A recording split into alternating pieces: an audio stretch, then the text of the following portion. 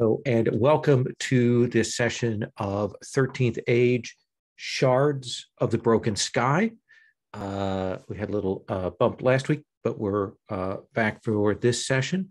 And last session, our group traveled out from Redfield Valley into the maze that lies to the north of the Vake Fort.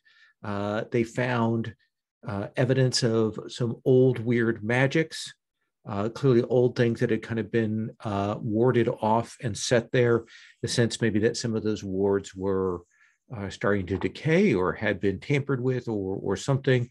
They dealt with the goblin bandits who had kidnapped Zalantha's relative and had headed back and were making their way back and have passed the fort. We're heading back to the valley. Again, we have Appleton on one side with its kind of stony buildings, and Crown Hill on the other with more wooden tent buildings on top of that hill.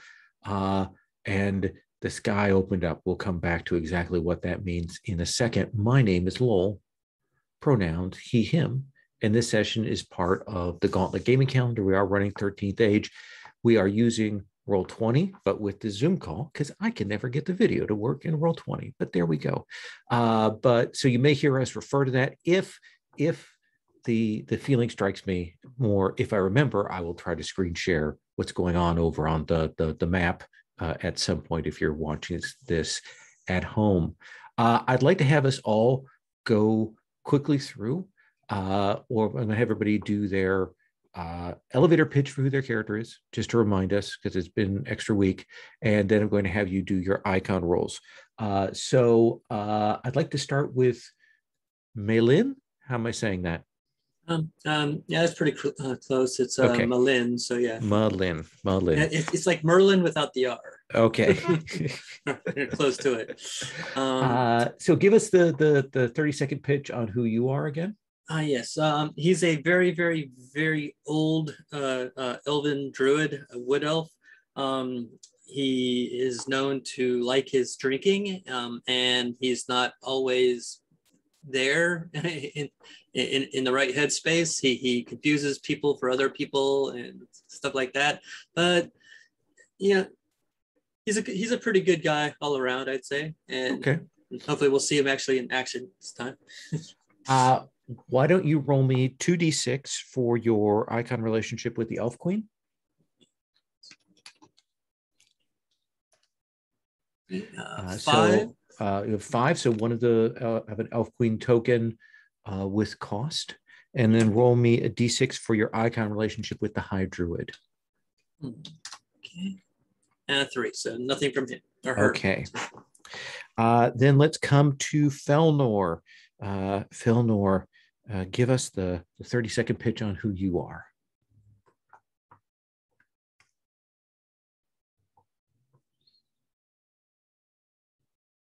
Sorry, I was muted there. No problem. So yeah, Felnor is a half elf, but he is someone who was constructed from body parts and reanimated with electrical magic. And he is 12 years old, and he's emotionally 12 years old. And he's a fighter. So, and Darren, I'm Darren, and they're both, me and my character use he, him. Let's have you roll your icon rolls, and then I'm going to check in with you about your what you took for your incremental. So roll me a d6 for the Lich King. Nothing. And then a d6 for the 3. Look at that. So oppositional. You have a without cost for that. That's an interesting thing. That might come in handy. And then one more for the priestess. Let's see. Did that go off? Yes, a 1. So nothing for the priestess. Her gaze is turned away from you on this session. What did you decide to take for your incremental? I took a feat, which is the adventurer feat for counterattack. Ooh, okay. And how does that bump that up? My counterattack does full damage. Oh, that's nice. Okay. Awesome. Next, let's come to Zalantha.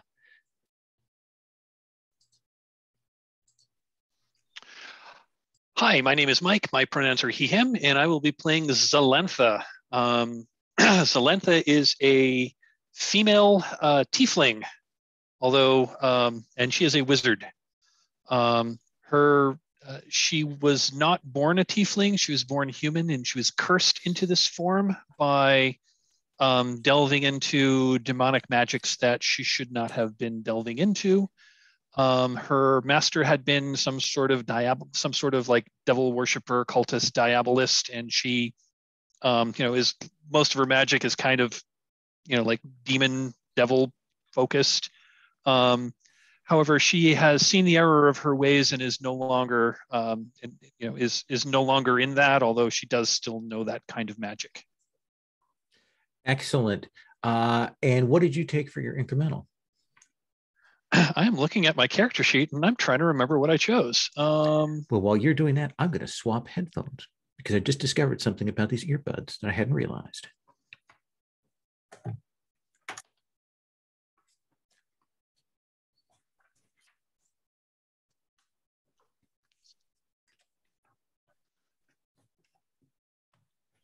I discovered that if I wear a shirt with buttons, then it catches on those buttons. But and since I've gone back to flannel for the winter here, it's that time of year. Yep. I'm looking at my notes. It looks like I haven't actually figured. I actually haven't picked it yet, but it looks like I chose like new spell, so I can cast a spell so I can choose one spell that's higher level than I could normally cast. So even though we're a second level character, I can like if I choose this, I can pick one third level spell. Yeah, it's super nice. And I think I'm going to take lightning bolt, but I'm going to have to modify a little bit because I have the feat. What was it called? Vance's polysyllabic incantation. So you'll have to definitely rename that. I will have to rename lightning bolt to something that sounds cooler and it just a little bit more. But I'll figure that out. So roll me 2d6 for your icon relationship with the Diabolist.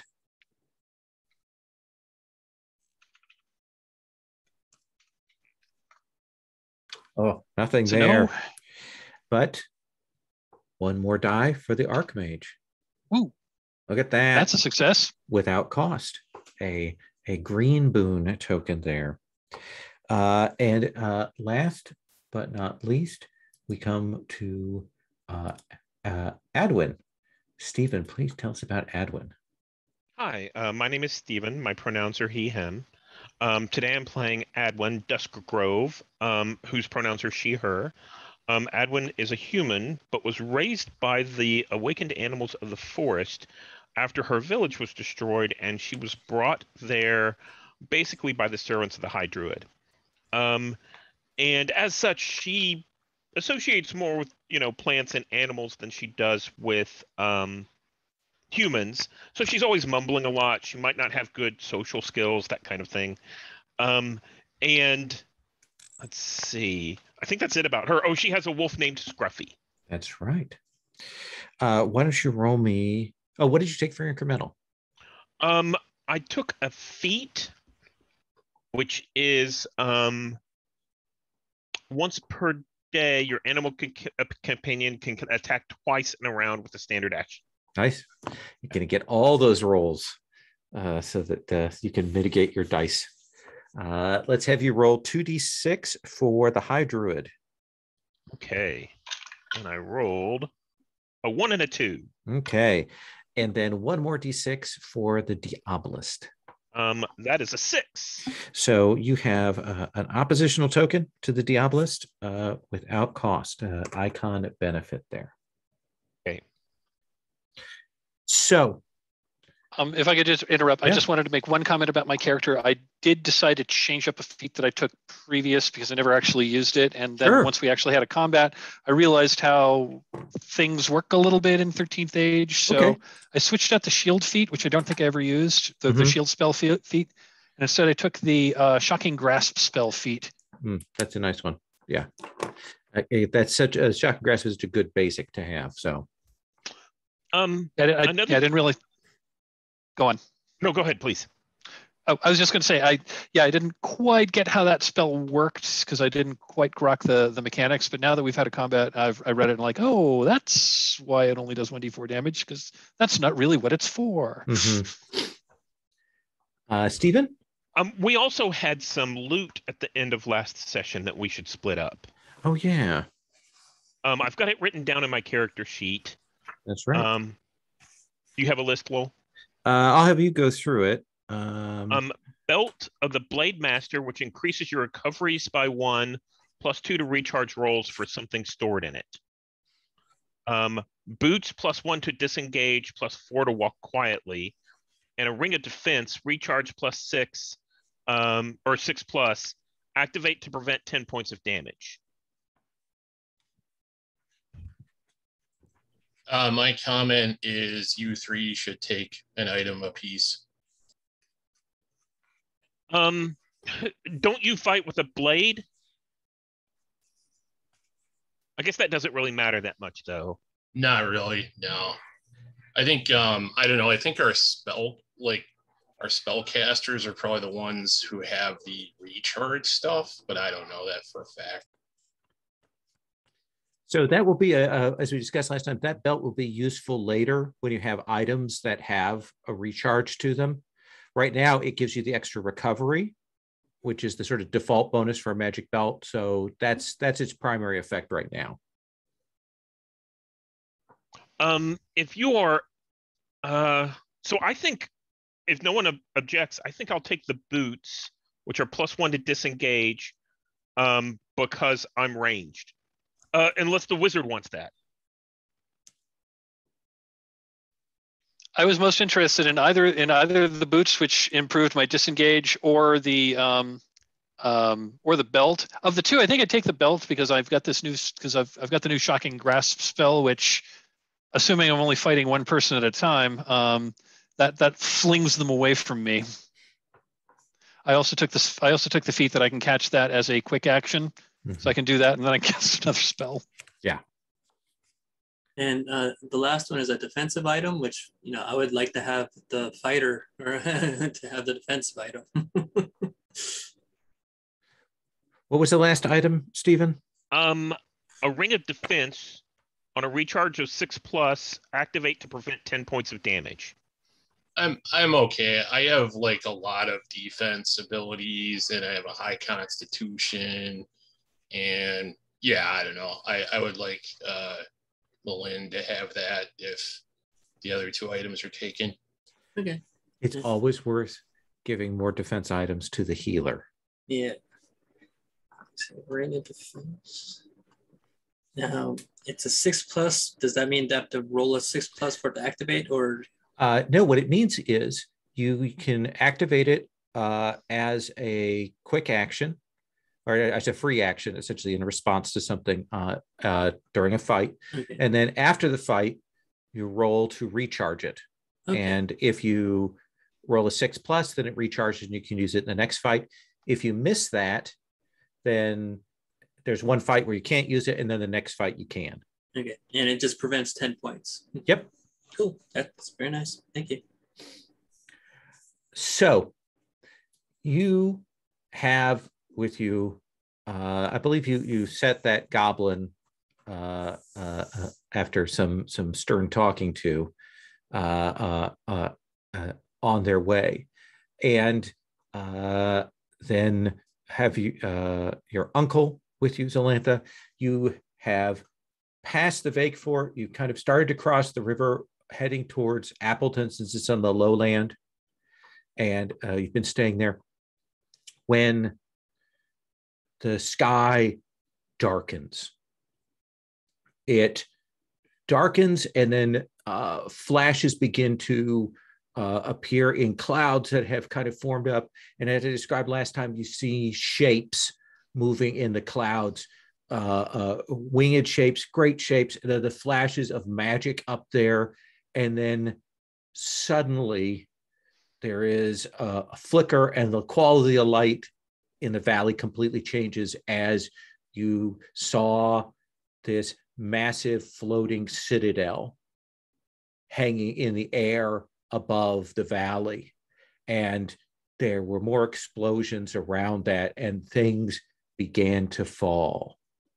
And people have come out of their houses. People have come out of their cottages, because now it's like twilight, getting kind of dark, and they hear this explosions, and people are moving outside.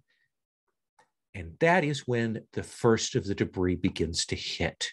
And you will see massive chunks of masonry come plummeting out of the sky.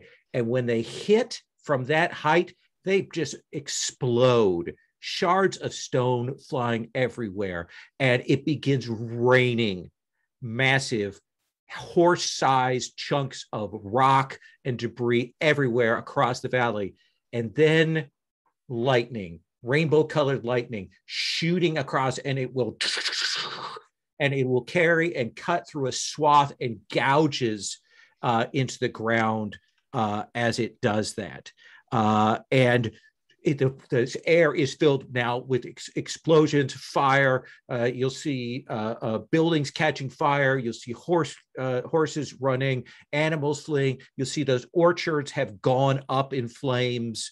What do you do? What do you do, Malin?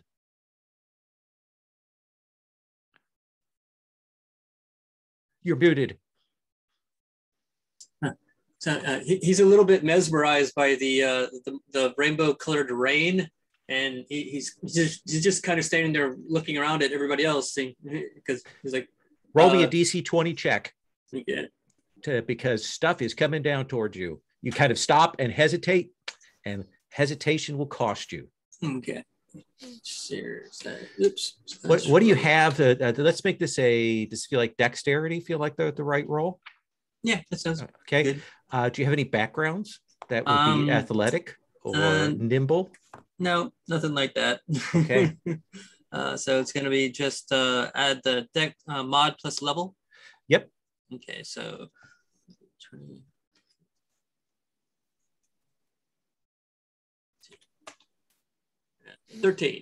13. You will take 12 points of damage as this stone smashes by you and sends you flying. Zelantha, what are you doing? I think I'm gonna dive for cover. Okay. Then you will also roll a DC check, but yours is a lower DC because you went straight to the running. Let's see here. Looking at my backgrounds: reformed cultist, no; magical prodigy, no; beguilingly charming, no; armchair geographer, no. I think I'm just making a dex check. Okay.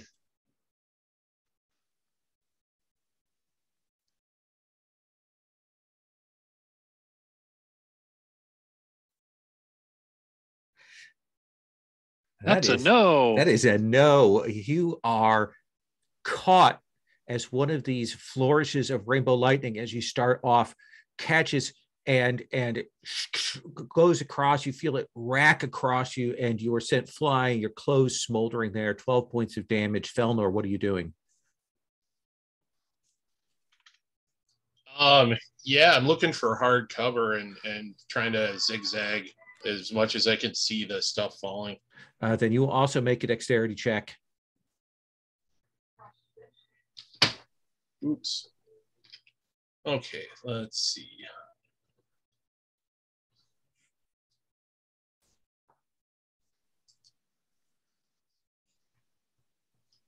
Oops. Okay, modifier. 22. Excellent. You are going to take less damage. You take 6 points of damage. Okay. And essentially, I think you find like one of these small stone bridges that goes across. The river kind of can leap over there and get at least partially under it as things are just pelting down from the sky. Just absolutely, just the sound of this, of every storm you've ever heard in your life rolled together into one right now. Adwin, what do you do? I take a look at the sky. I see everything coming down, and I'm tracing the trajectories and to see where the debris is going to come and trying to move in between where it's going to hit. I think whenever the rest of them kind of get hit, or I'm shouting out, no, you're running into it, and then of course didn't succeed. So how does do you want to use your check? wisdom or your intelligence to this? Yeah, I could do that. Okay. So let's see. Let's do wisdom. And would Tracker Scout apply? I like it. Okay. Desperate times call for desperate measures. Okay, so let me see if that worked. Look at that. So you will dodge out of the way of some of this. You will take 10 points of damage. Okay. Essentially, you see when the rocks come down, you can see that part of it is like giant flagstones. You'll see a statue come tumbling down out of the air, crashes, smashes down through a house in the middle of Appleton. You see ground is being torn up by this, and it is so loud. And then the flashing is going on. It is, and you're deafened, blinded there. And by the way, yes, that was enough to stagger me. Oh, good. If that makes any difference. Yeah. Not yet. There is then this moment when you kind of all catch your breath when that like initial battery of lightning and rocks and stone falling ends, and then it gets quiet, and you will see that floating citadel shift and slip and begin to plummet out of the sky towards the valley. And you will see it come down, and it smashes into Crown Hill. It smashes into that side. The bits of it go flying off, towers, sections, and there is this wall of dust and smoke as it rolls off, and you can barely see anything, but then you see it lift up off the ground again. And then there is this release, this crackle that Zelentha, you can tell it's some kind of spell engine just giving up. And there is this corona of energy that just shatters across the valley. Trees go flying, knocked down, and then this thing comes down again hard. And boom, just it comes all crashing down, and dust, smoke, fire. Malin, you're in a cloud of dust and smoke. You felt the vibration of this thing as it hit. You heard it crack, break into pieces everywhere. You heard people screaming. You heard the sounds of the animals. You heard the roar of monsters. What do you do? He's definitely gonna start looking for his compatriots. If he can't see anything in the mist, he starts calling out, and he's actually saying their actual names. So it's like, Zalantha, Felnor, Edwin. Is anybody hurt? Zalantha, you are there, just like the wind knocked out of you. You've lost track of everyone. Your ears are still ringing from this. You can feel the power just crackling across this valley. And then sort of through it, you maybe hear kind of a distant sound of Melin calling your name, your full name, not any diminutive, not any mocking name, but your actual name. What do you do? I will, gingerly get up and look around to see if there's anything else falling out of the sky toward me. And if the answer is no, I'll gingerly pick my... Yeah, the problem is there's so much dust and smoke. Now it's this kind of yellow, red, so many fires around, you're getting that glow. You can't even see more than 10, 20 feet above you. And you're definitely hearing more things falling. But so what do you do? I guess I will pick myself up gingerly and like I'll shout out Malin's name and start like moving toward him. So the two of you can kind of come together, coughing. There's something in the air. There's something in the air that you start to realize you're kind of breathing, and it takes you a second to see that there is like in the smoke and in the dust and all of this is kind of like glitter, like little bits of metal that are caught in the air here, and you have to kind of keep it away from your face and your eyes and keep from breathing that in. I'll pull out a handkerchief and like hold it over my nose and mouth. Felnor, you hear a crunch as the other end of the bridge that you're under kind of gives, but you're there under here. The water is kind of weirdly stopped, like some of the flow of it has been cut off. So what do you do? I'll get out from under the bridge, look at the sky for a second, and then I'm gonna try to find my friends' voices and yell out, "I'm okay." And you can shout that out, and you'll hear not too far away, because you didn't have a chance to run that far. You will hear Zelentha and Malin over there, and you can make your way towards to kind of close that distance over there. Just the smell of burning all around, just absolute devastation. Adwin, what do you do? So I think I hear the rest of them hollering out. I take my cloak, my travel cloak, and kind of pull it up around my face so that I can see, and holler and head in the direction of the sounds that I'm seeing so that we can all kind of regroup. But at the same time, I'm trying to keep my eyes out. You said we can't see very far because of all the smoke. Yeah. But I think that this is just trying to make sure that nothing's going to come out at us. Or maybe I'll have that split second chance before another piece of debris falls. What you're seeing is this dust and smoke here at twilight, and it's the glow of fires in different places are illuminated, but also there's still the crackle and discharge of rainbow lightning and magical energy that is, plumes of that going up that will flash through this. And you can make your way over, and the four of you can desperately regroup there. You're kind of close by the river, and you can decide what you want to do next. Once Adwin gets within sight, you see Malin takes what looks to be like an herb out of his sleeve. He crunches on it, and then he speaks a few words, and magic goes out. And I'm going to aim my once per encounter wild heal on Adwin for the main one. So he gets to use a recovery, and then if it goes, another random ally gets to use a recovery as well. Okay. So Adwin, you may make a recovery roll, which is you roll your recovery die, which I believe is it a D8 or a D10? It's a D8. Okay, so you roll two of those. 2. Okay. Okay. And then Malin, roll me a D6.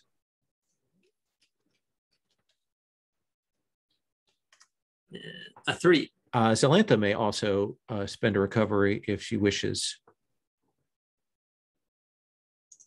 You are muted.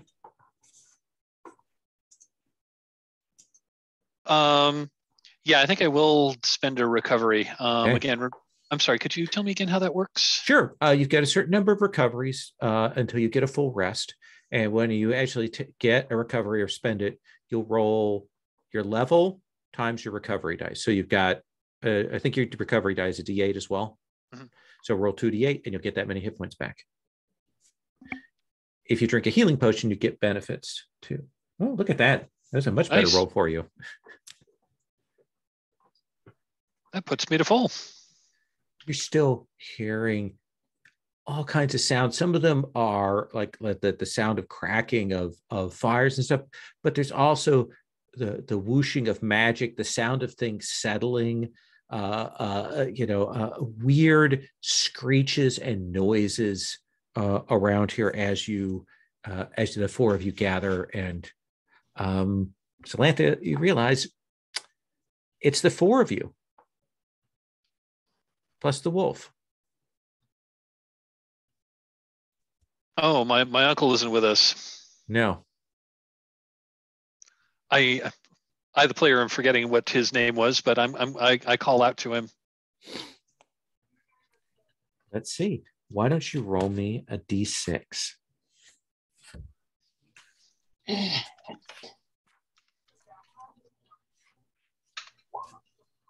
Three. All right. You will hear from a distance, like maybe the direction you guys were at before. You hear a sound. Sounds like your uncle's voice. I will move in that direction. Okay. I assume the rest of you will follow. Yeah. You will. I continue to call his name. You will get over kind of and like it is purely the sound. Like it isn't until you're like right up on him that you can see, and you will see that most of a tree trunk that was shattered and split has fallen and is pinned under it right now.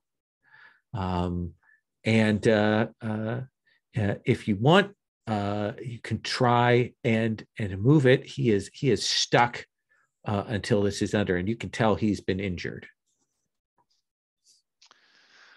Felnor, this does feel like maybe you're. And Yeah. I'm not sure about moving it.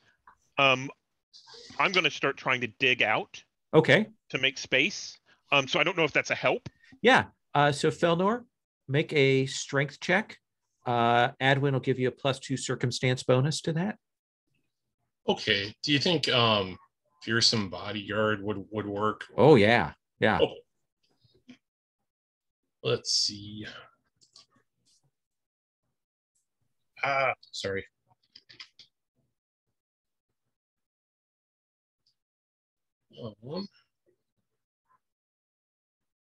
Oh, okay. So I am doing this wrong. All right, there we go.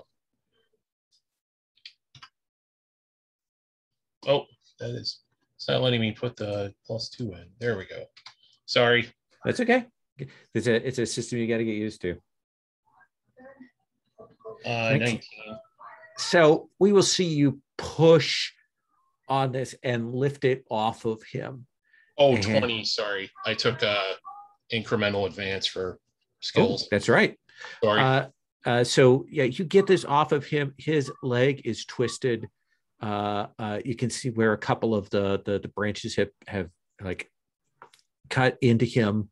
And he's just like, why, Zelentha? What have you done? What did you summon?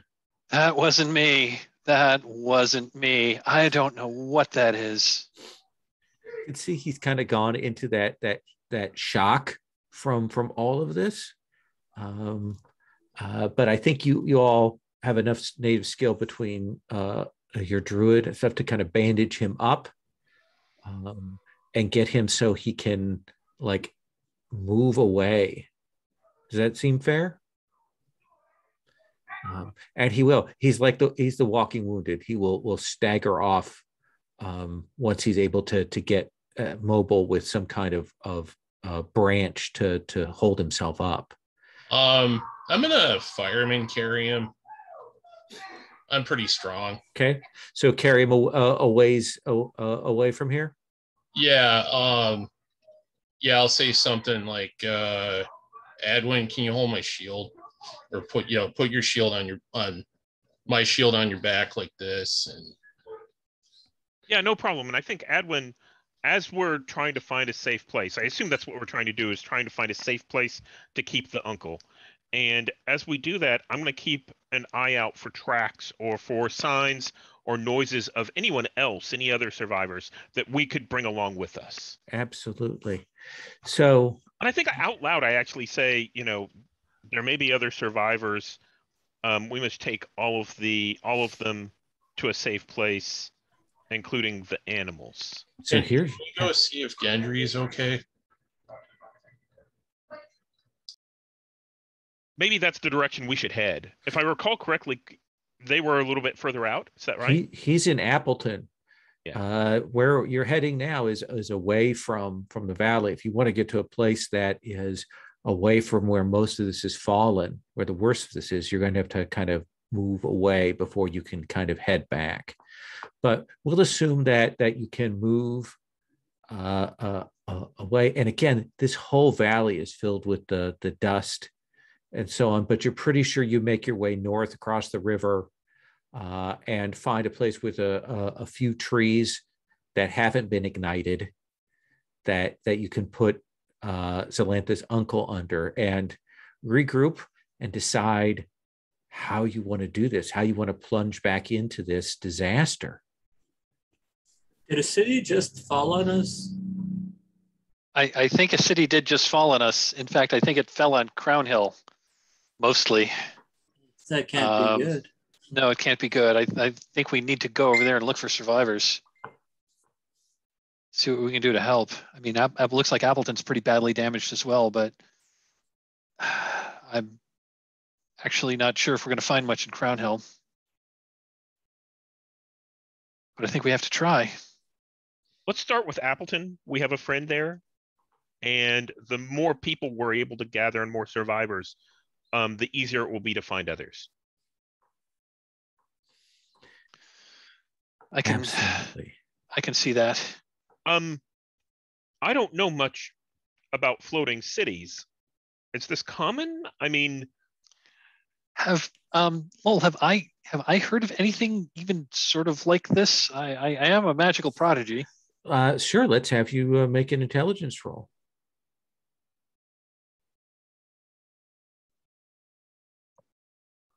15.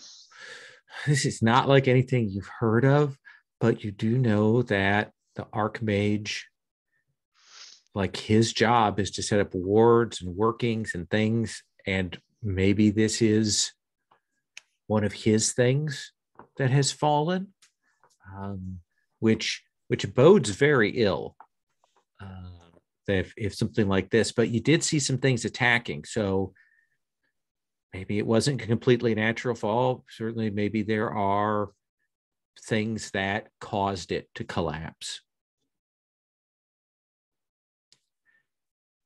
And I'm going to assume that the four of you will begin to make your way as best you can towards Appleton across there.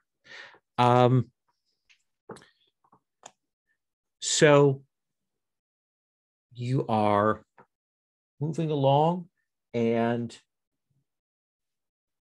as you are going, there is a moment there when there is this sudden gout of flame that something on the ground that fell just ignites. Maybe it was a magic item or a tapestry or something, but it, like, in the middle of this, it ignites and lights up. Like, Madeline, how do you deal with that? You're the closest to it. I shield my eyes and try to get out of the fire itself, so that it's not actually singeing me or anything like that. And I'm trying to circle around it and see where the fire is coming from. If it's coming from a thing or a person or a piece of thing that fell out of the sky. I don't know. Let me have you make an intelligence roll. As you realize that this fire is at least partially animate and starts to try and like roar and head towards you. That can't be good.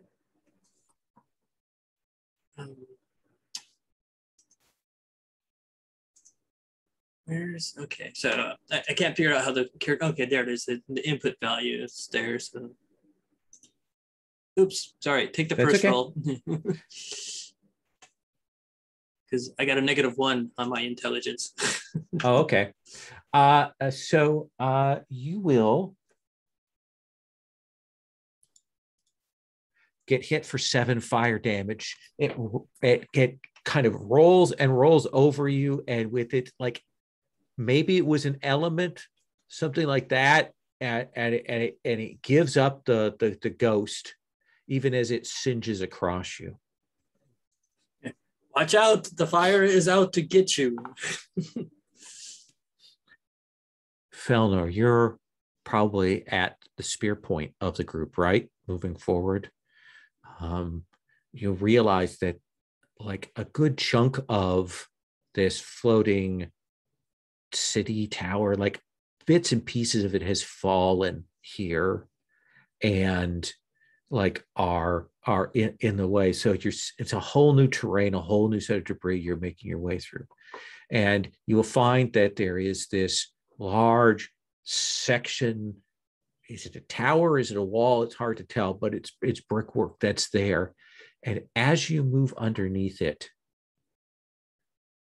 you will hear this sizzling sound.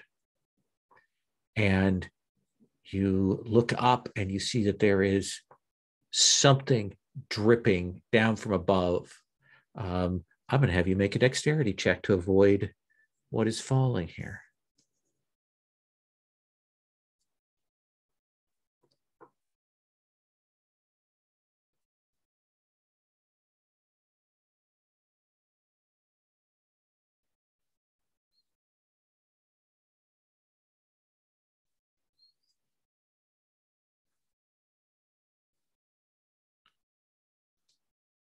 Oh, yeah.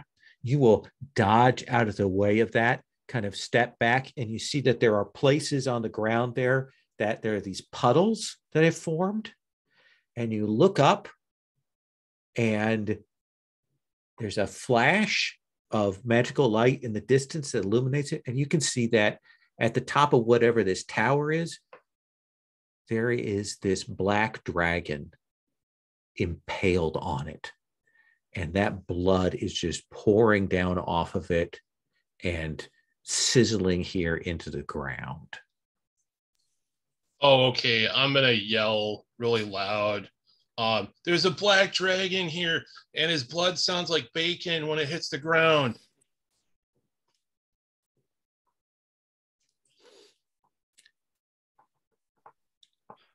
Oh, that is not good. Not good at all. Yes, I think we should probably start to run. Wherever we are going, we should start to run in that direction. Wait, is he dead?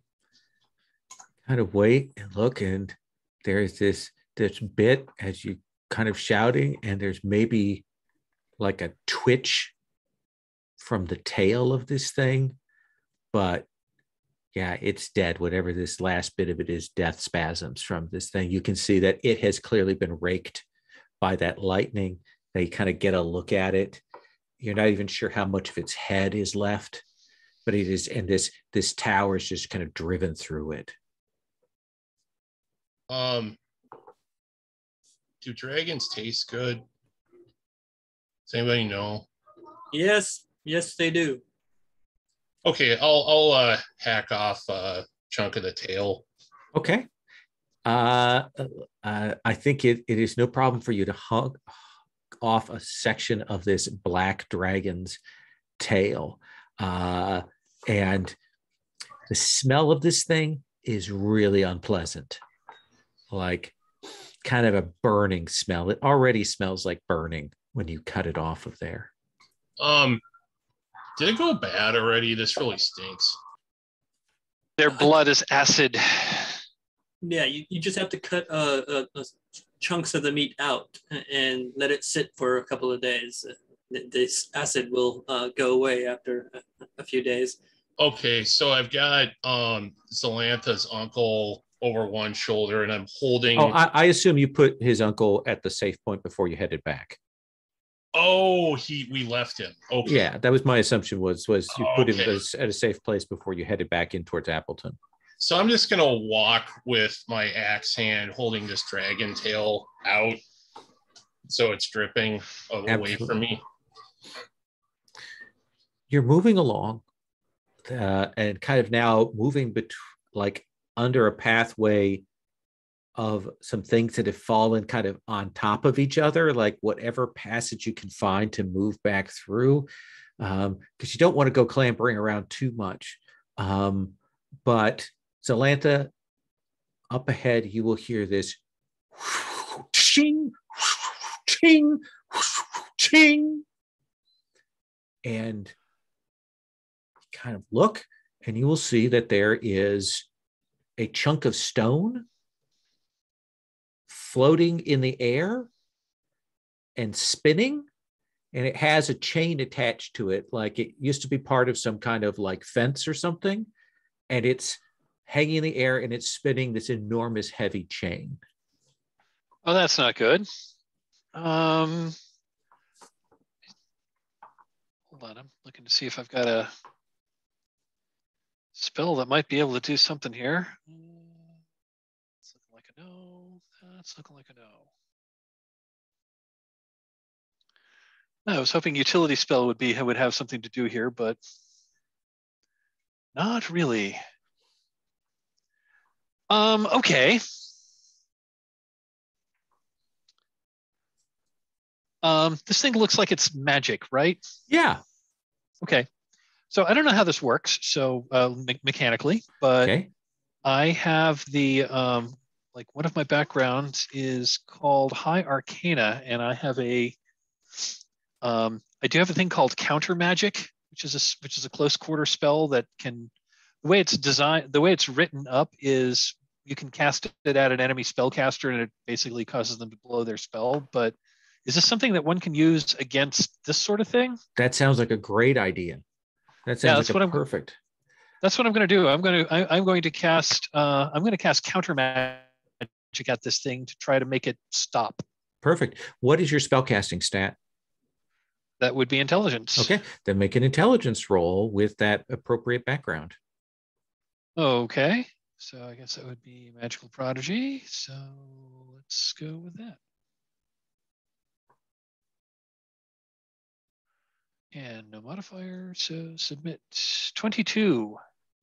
I think that you cast that, and there's like this, the spell matrix on it, the magic matrix on this is so already broken and tattered that when you hit that, it just stops and then crashes down to the ground. And the four of you can continue to move on past this. You can tell you're kind of on like at least the outskirts of Appleton at this point. Adwin, what is the sign or signal to you that the ground is about to tear open? I think I start to notice at my feet that there's a very, basically the dirt and the sand and the rocks start to shift forward in a way that they shouldn't. Almost as if there's something pulling them. Perfect. Let's have you make a dexterity save. Okay. I don't think hunter or tracker or trainer applies. Okay. That 16. 16. So you will dodge away as this like section of the ground just kind of gives way. There's like a glow from underneath it, like maybe some magical substance has already bled into the ground and has like undercut some of this, and it's kind of this bluish radioactive glow. And then you can see the orchard, and you will see the back of Gundry's house. There is not much left of that house. It is basically the bits of the wall, maybe a set of the steps that are still around. The orchard back here is just a flame. That big bathtub that he had that was so nice is all shattered. The water has run out of it. Um, how do you approach this? Felnor, this is your friend, so I'm going to start with you on this one. How do you want to? I think Felnor would start running towards it and yelling out Gendry's name, and then he forgot the other guy's name, so he's just yelling, Gendry, Mr. Dragon Man, are you still here? And I think you'll get up to the house, kind of looking around, still again hearing the flashes and things in the distance, but you will see that there is a cellar to this house, and it doesn't look like the floor has given way. And at a glance, you don't see Gendry's body around in this wreckage. I think that maybe I'm so excited that I try to open the cellar door without checking if it's locked and possibly just ripping it open. Oh yeah, I don't think there's that much structural integrity left to this house, so I think you can wrench that off of there. And you'll glance down in there. A little bit of light comes in, like the dust and smoke roils, and you can see that there are several people down there in the cellar. Some of them injured, all of them kind of covered in dust and smoke stains and such. And Gendry will look up at you and Felnor. What is going on? What is happening? I'm not really sure. Like a city fell out of the sky and it was weird, and then stuff started on fire and there was rainbow lightning. And there was this weird dragon impaled on something, and his blood sounded like bacon. There's and a dragon. And what are the other three of you doing as Felnor gives perhaps not the most helpful assessment of the situation? Malin, sorry. No, please go ahead. Malin's just going to immediately move into the cellar towards the people who are hurt, and he just starts cutting strips of cloth off of his cloak, and he just starts going to work on them, trying to Absolutely try to keep them calm. Yeah, they are panicked. They're in shock. It's essentially a handful of neighbors that Gendry grabbed who were outside watching this when he realized that this was about to be very bad. He dragged them down into here, but there's a lot of cuts and scrapes, and you have to pull some broken boards out of people's wounds and things, but you can set to that. Adwin, what are you doing? I think Adwin descends into the cellar and says, we don't need to pay too much attention right now about what happened. We just need to survive. And starts to take those that are unwounded or at least mobile and starts to pull them out of the cellar and show them how they can get up and maybe help climb and push and pull down and grab people so that we can, get them out and head towards safety. Yeah, but safety is like, if you come back the way you passed through, that was super dangerous. You don't know where safety is now. Safety, considering where Appleton is, I would think the higher the better. So want to try to strike for a path that way to see if you can find a good thing. Okay, so. Let's have you roll wisdom or intelligence plus tracker. Yeah, I'll do that. 16. Okay. I think you will find a way through some of this. There's still debris and things. It's a slightly more dangerous than you would like, but you can find a way to get them sort of along the edge of the mountain/hill that's there, and a place where things that have fallen on top of it aren't going to slide down and avalanche onto them. Zelentha, what are you doing? I think I'm going to do what I can. I mean, I'm not particularly skilled in this. I'm going to help. I was going to help Malin with, help I'm going to help Malin treat the wounded, and I'm also looking for the dragon wizard guy whose name escapes me. Yeah, he is not here. And if you ask, I do. Then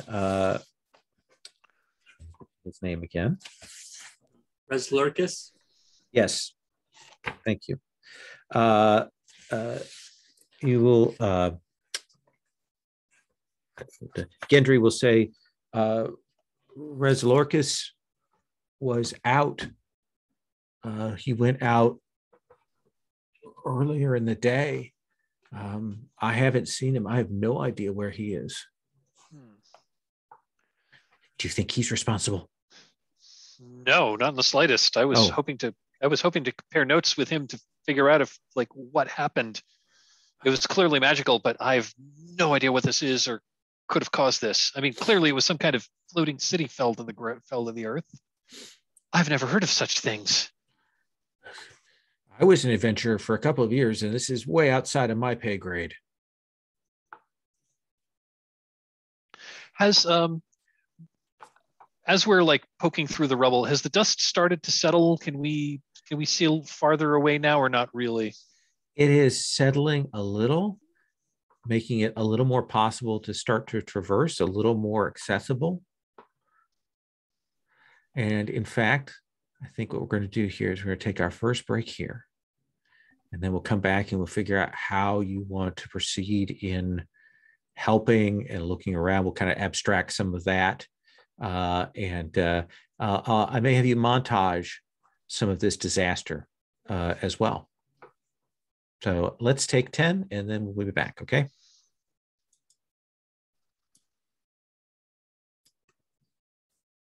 So what I'd like to do is go around and kind of do an abstract with each of you having a chance to kind of lead.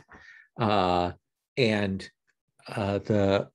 assumption is that everybody's together doing these things rather than one person's going off to do this stuff, but we're kind of abstracting over what happens over the next several hours as you try to figure out how you want to deal with the situation. We may have some rolls and some weird stuff happen, and then I may have some montage in there as well. So let's start with Malin. What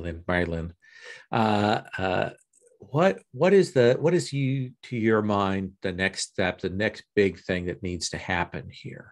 I think the first thing that Malin's going to do is you notice that he kind of dropped the gruff exterior when he was healing and working on the other people, but after he's got them in a good spot, he comes to each one of you and he stands uncomfortably close, kind of invading your personal space a little bit, but he's sitting there looking at each of you intently because he's trying to get a feel of how hurt everybody is.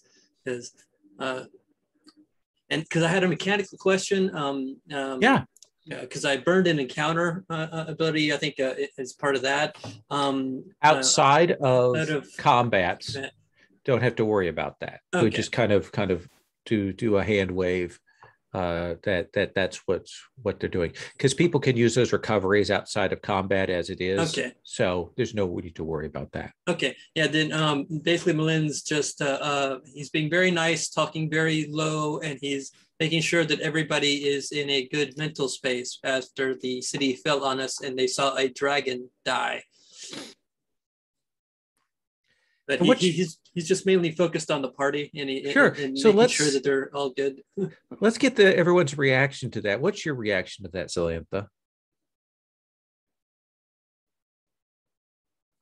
That solicitousness. Right. I think the Zelentha is more than a little annoyed because there's all this death and destruction that's going around. We should be trying to help people. We're fine. Let's try to, let's try to find the survivors and find what supplies we can in this mess just because it's going to be nightfall soon, and who knows what's going to come out of the mist. What about you, Adwin? What's your reaction? I think whenever Melen comes close and kind of invades that personal space, I think that Adwin doesn't really notice at first, but Scruffy does, and Scruffy starts to growl. Like there's something unusual, and this is all scary. I think once Adwin notices, I think Adwin is very dismissive, and I just kind of head off and do my own thing. I'm going to head off, to higher ground to see if I can't scout things out. One thing you'll notice when Scruffy growls at me is I say a few words, and it's definitely animal speech. So I don't know if you can understand it or not, but he just tells Scruffy that everything's okay, and he probably hackles go back down a little bit. It probably Scruffy will note it, but Scruffy is still super devoted to Adwin and paranoid about that. But it's really interesting that you can talk to Scruffy and speak like animals. I think I try and talk back to you, but I've got a weird accent. Yeah, very southern. Felnor, what about you when he comes to check on you and make sure you're okay? Thank you. I think I just need a minute. I forgot I got stabbed by a goblin, so I'm gonna just sit down for a minute, and then he takes a recovery. Okay.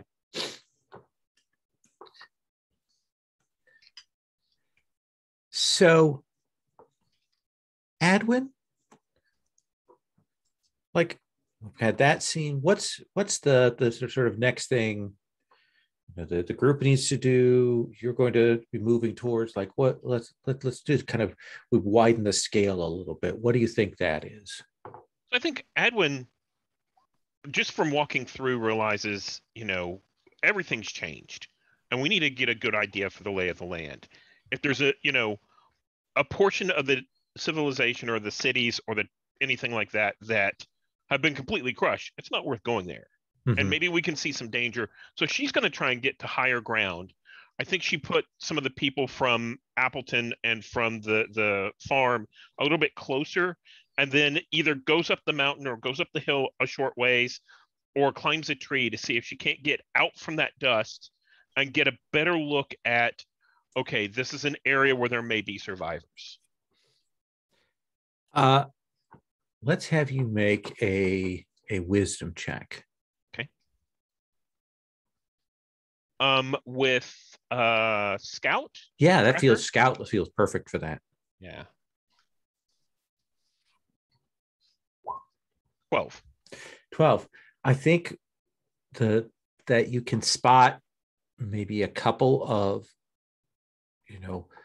closer survivor groups like here right in Appleton, but the dust is still so dense and heavy, beyond that, even just in the heart of Appleton, it's hard to see, but you can spot a couple of groups that you can go down to and call out to and start drawing them towards your safe place.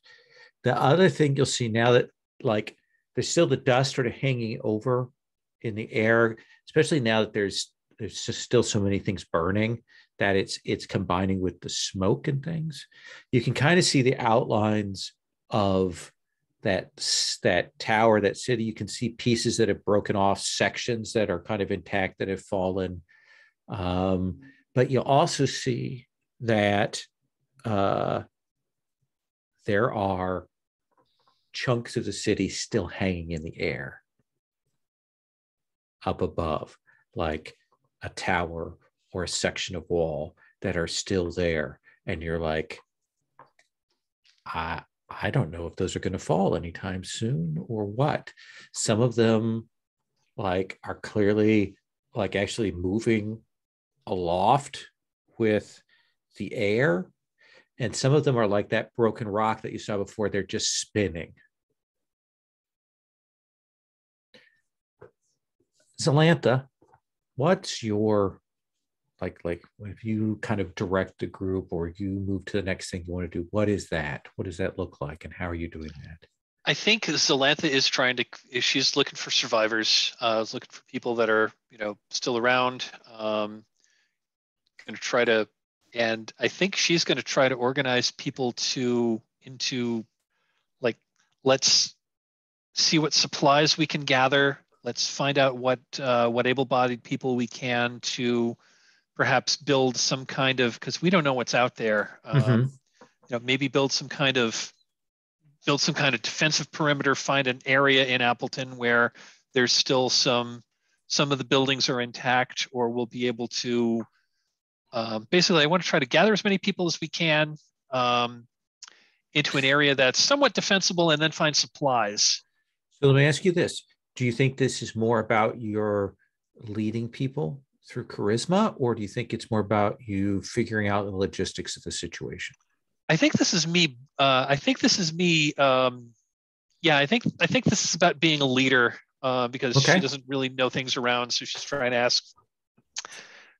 to direct people. So yeah, and let's have you make a charisma roll. What is the appropriate background? How about beguilingly charming? There you go.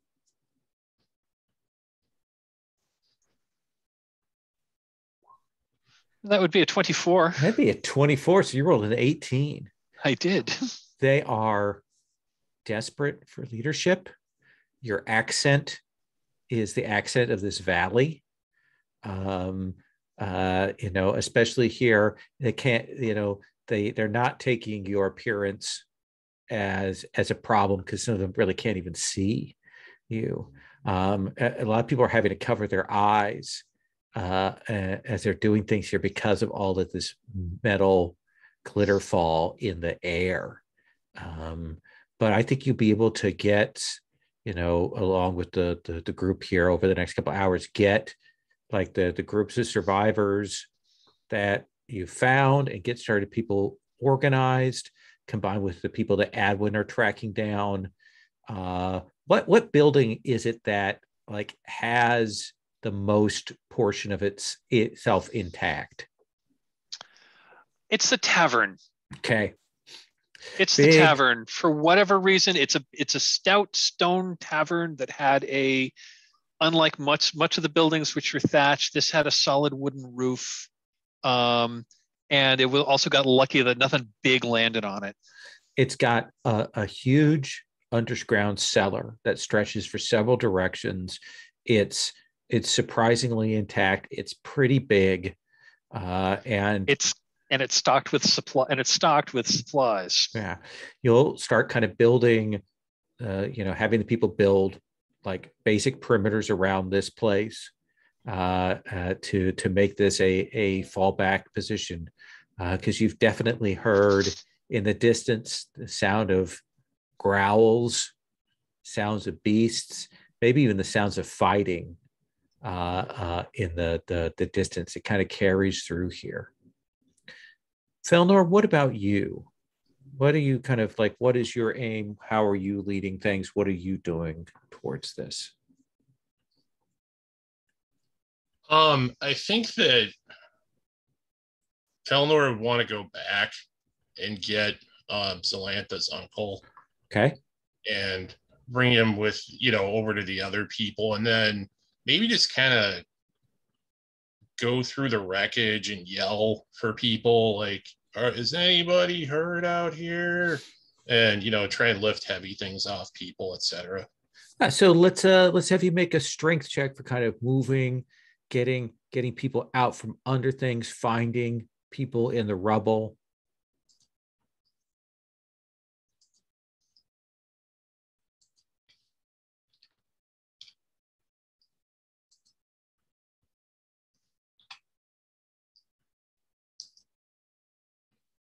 It's adding in my background. I don't know how to turn that off.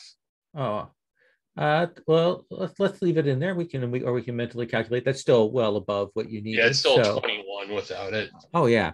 You are going through Appleton, finding, people there, getting some, finding a lot of dead people as well. Like what's your, given the nature of who you are you jaded to corpses, or does it bother you? Like, what's your reaction to that? kind of jaded, but he still wants to like sort of, if he can pick up the dead people, he's going to kind of like put them in a row so that people can, see if they lost somebody or not. Organizing the dead, getting the living to safety. Yep. So this is going to happen over. I mean, darkness is falling. We're still hearing the sounds and things like that. Adwin, what's another piece of this magical apocalypse that we see here in this valley over these hours? It's another thing we see. I think one of the things that we see is as we're going through the area, there's a big river here, of course, and we see that the river seems to end and go underground now, where it didn't used to.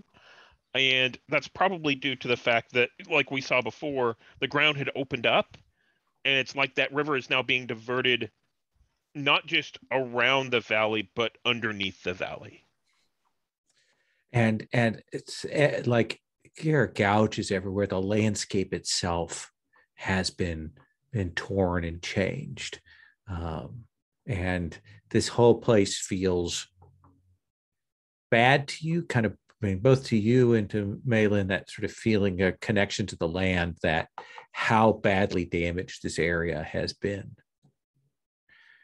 Malin, what's another piece of this disaster that we see?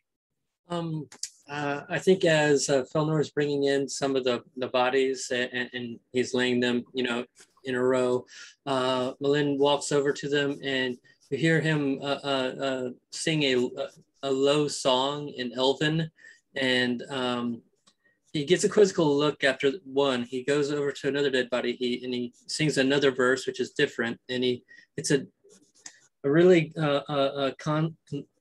concentration look on his face, and comes back to everybody else. Is like, I think the magic is warping my ability to talk to the spirits. I think there's something very, very bad is going on in the magical fields around here. Yeah, to feel that crackling. There is still great magic. This city, you can feel the vibrations. You can feel as spells are collapsing, but there's still great power around here. And there are, like, where are the people that attacked this place? Where are the people that have caused this? Oh yeah, and are any of the bodies that coming through not town members? I don't know. Somebody might want to check on that to see if anybody in the city, dropped dead on the way down as well. I think at least one of the bodies that you will find has the uniform and armor of someone from the Vake Fort. Like, you've seen what they are, but it looks like they fell from a great height. That's interesting. He's gonna sit down and at that body, and he's just gonna watch it and kind of study it. And mechanically, I'm just gonna spend a recovery on myself because I'm like below staggered as well. Oh yeah, should definitely do that. Yeah, whenever we're outside of combat and you get staggered, I just remembered you should immediately spend a recovery to get yourself back up above. Yeah. And don't forget, because it's your level, that you roll 2 of whatever your recovery dice are. Yeah, it's 2d10 plus 1. Okay.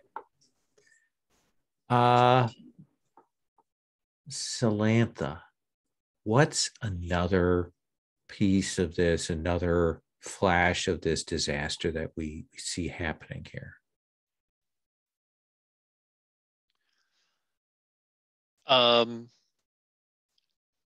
There's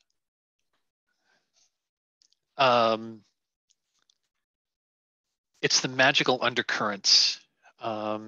She at first she was caught up in trying to help people, but now she's had a chance to sit down and breathe a little bit.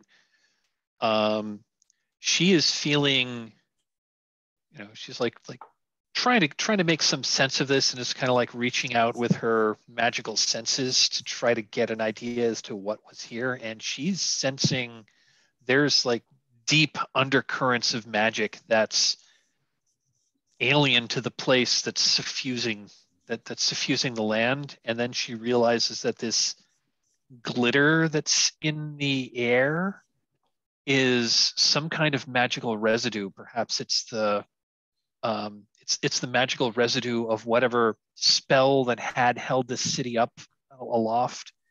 It's like basically it's the magical dust that was doing this, and she's not entirely sure what having this everywhere and the fact that people are breathing it and it's getting all over everything.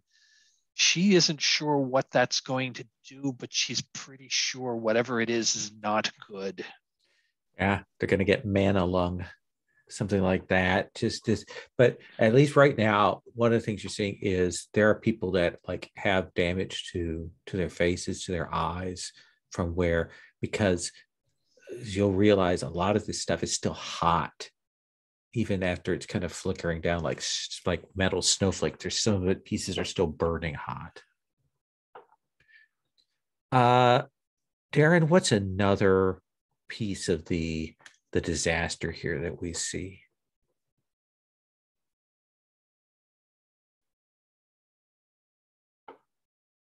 That's a good question.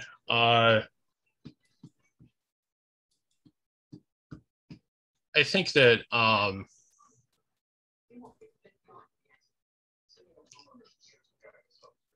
maybe there's like a piece of the city that's sort of like suspended halfway between where it used to be and the ground.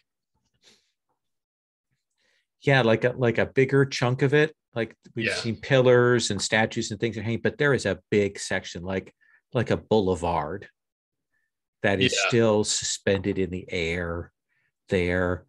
Kind of crystalline gardens on it. And when it comes down, it's going to come down hard. Mm-hmm. So you all will gather what survivors you can, pull people together over the next several hours until it's getting on kind of towards dawn. And we're starting to see a little bit of clearing, but we've still got smoke. We've still got some mist. We've still got some dust in the air. But you can make out the shape of that city across the mountain there, the crown hill, and bits and pieces that are around. And you can kind of see across the valley. And your line of straight vision is pretty obscured by just the wreckage that around here. But you've cleared out and gotten everybody around Appleton that you can, that are survivors in that nearby area. And you're certain you're hearing and maybe even seeing movement over there closer by this fallen place. And Gendry will come to all of you, and he's talked to some of the like other senior people, and they're like, we sent people to the Vake Fort, but the fortress's doors are shut and no one is answering there. But perhaps we can, if we need to, we can break into there perhaps at some point to get their supplies. But more importantly, we need you to see what is going on with this fallen city. I hate to ask this of you, but if there are other things still wandering, if like maybe to get a sense of why this has happened, if there's some way to undo this or at least mitigate the damage. You've done so much for us already.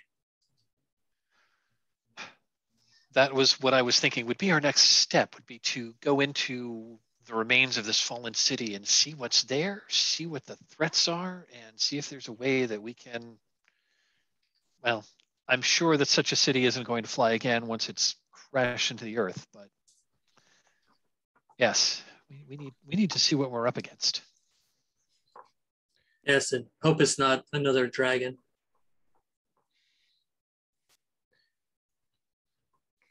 One can hope. Like he has nothing to say at that. Like he's never seen a dragon, but some people have gone over. I think at this point there's enough light that they can see the silhouette of that black dragon impaled over there. You know, there's a lot of talk about what that's going to do when it rots. And so, how do the four of you want to proceed? Like, Adwin, you're kind of the scout ranger type. So, what? Let's start with your thoughts on the situation. Correct me if I'm wrong, but didn't you say that we heard fighting or we heard people further in? Yeah, you have heard noise in the distance, some fighting, some movement, things like that. A lot of that has died down, but you with your senses can still tell that there are things moving around in this broken city. And whenever you say things, it doesn't sound like people. It is hard to tell. Okay. And I think that's our first thing is, so I tell the others, first of all, we should rest and make sure that we're all doing okay before we take on another large task, because we're not going to help anyone if we don't have our wits about us. But I think our first thing to do would be to go find the things that are making the noise, because if they've been fighting, there's something they're fighting, and therefore we should try to make sure that they're not going to come out and take the scragglers. I think that's very sound advice. Yes, and this man here is from the Vague Fort, but his injuries look like he fell from a very, very large height. Maybe some people from the Vague Fort had actually gotten up to the Flying City. I don't know, but it's weird. It stands out. I don't know a whole lot about the history of this. However, we did just find, and Lowell, correct me what the name of the Mad Jester? Yes, the Mad Jester's city. And didn't we find out that the Mad Jester was a rival of the Archmage? He was an icon that had been sealed away by the Emperor, by the Archmage. So, we can guess about things, but that sounds very suspicious. That at the same time that there was a breach in the Mad Jester's prison, one of the Archmage's floating cities seemed to have crashed here. I'm guessing it's not I'm guessing it's not a coincidence. They're clearly related, whether it was causal or whether both events were caused by, whether one caused the other or both events were set into motion by some third action is hard to say. But I believe that we'll find more clues when we go to explore the city. But maybe in the morning, because I know I'm getting tired. There's only so much one can do in a day. Yeah, yes, and we should put these people to rest before too long. Yeah. Yes. Steven? I was going to say, I agree with that. However, I think that this is something that the villagers can do. I'm not that familiar with their rituals here, and I think the villagers would benefit from having something to do on their own, feeling like they're contributing. Don't you think, Millen? Yes, busy hands keep the devils away, yes. As we all kind of look at Zelentha. So I think they can set the villagers to doing their rituals, to caring for their dead. You all can catch a couple of hours of rest. um, get water cleaned, cider, those kinds of things, and gird yourselves for the next step and begin to move out into this rubble and wreckage. Great, huge fallen city. And we'll see you move out into this. And here's one of those cases where I'm going to roll on some random tables. Maylin, can you roll me a d20?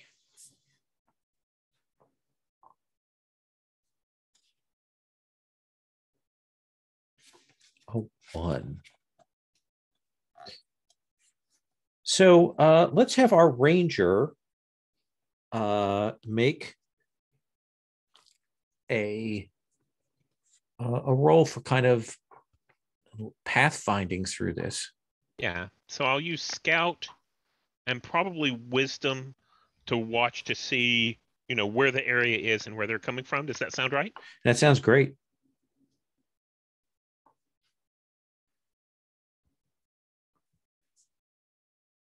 Oh, I got an 8. Got an 8. So I think there is, as you are going along through this path here, there is a moment when you kind of step and you'll feel something heavy and jagged, like a set of metal come off of one of these, almost like a wall there. And you are going to take 8 points of damage. Okay. But when you kind of pull back and bits have kind of lodged in your clothing and in your skin, you'll see that it's a treasure chest that has melted. And you can kind of make out that there are some pieces melted inside of this thing or jammed in here.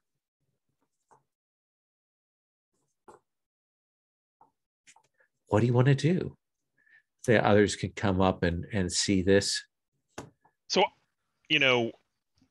I think I immediately, I think I, shout and, I start plucking the valuable metal out of my skin and off of my cloak where it's come from. And I'm cursing a little bit, but I think I open this chest and there's like this charred metal inside and everything like that. And I kind of shove it towards the rest of them as I'm, taking care of myself. Yeah. Absolutely. Roll me. Let's see. We had Melon roll D. Adwin, let's have you roll a D20 now for random here. Oh, yeah. That just slash roll 1d20? Yeah. I rolled a 2. So you will find that most of the things that are in this are melted or busted or broken. The only thing that you will find is that there is a crystalline blade, like a sword. The rest of the stuff that's metal and things have given way, but it is this crystalline sword that you can like pull it out and away from the other parts. And you can feel the thrum of power on it. It is particularly powerful. But you can also tell that whatever power is in this is not going to last very long. So what this is this is a sword that right now is +4 to hit, +4 to damage, but it is going to go down 1 every session.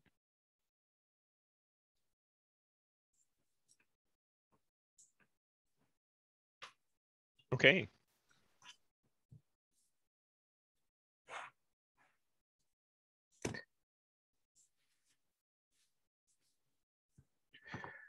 Let's have another roll from our Pathfinder, and then we'll kind of do a rather random thing with another person as the lead here. So you want me to roll a d20? Yeah, with your scouting, it's tracking. Oh, so that's like a wisdom check, right? Yeah. 14. 14. So you make a little more progress here. Darren, can you roll me a d20?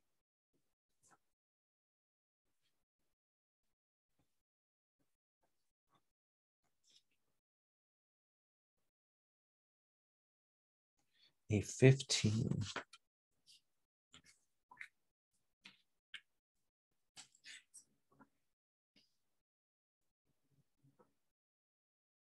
And then Harry, can you roll me a d6?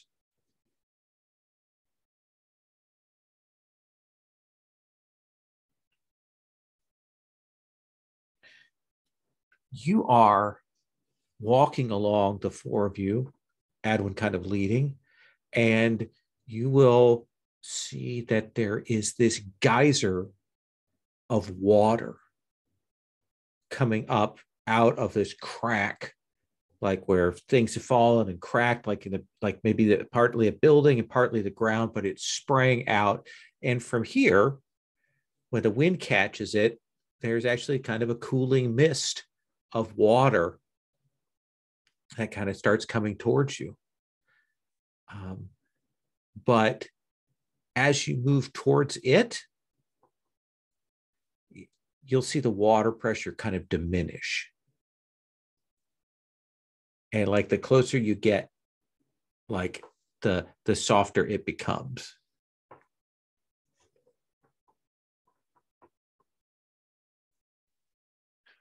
Well, that's weird. Yes, the fire I encountered earlier seemed to be sentient, so this might be sentient as well. Just be careful if anybody gets near it.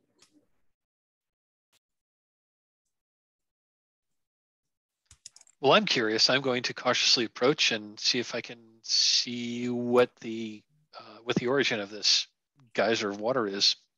Why don't you make an intelligence check? Would magical prodigy help here? That does seem like an appropriate one.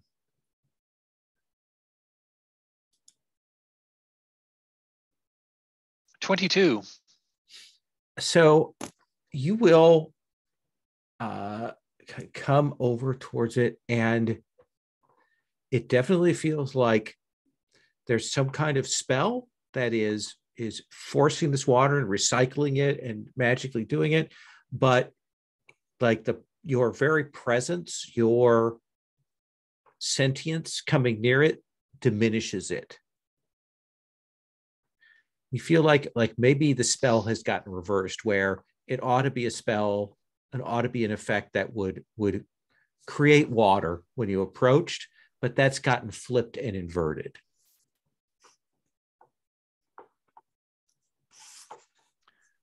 I'm going to poke around a little more to see if I can find the source of this thing. It's coming from like a tower that's fallen on its side and it's coming out that way, or? Yeah, it's like a bits of building and things have fallen over. I think you can tell that it's something you might be able to do something with, but like in the future, like you'd probably have to excavate and move some pieces around. This is an actual sort of significant working that is here. Okay. I think while you do that, Adwin says, this is a good source of clean water, and walks up and like leaves like a bowl or something like that, and then everybody backs up so the water will fill the bowl and then they can come up and get it. Good call. Yeah, you can get that, refill your canteens, use it to wash the dirt and dust away from you. And it's fine, cool, clean water. Maylin? I just wanted to make sure that it was clean water first before. Yeah, because you can catch it before any of the glitter fall gets into the water. Cover that and make sure that that's safe. Oh, is the glitter still falling like the next day? It's still hanging in the air. Some of it is still falling. You're not sure why. Adwin, one more roll for me. D20 scouting path here.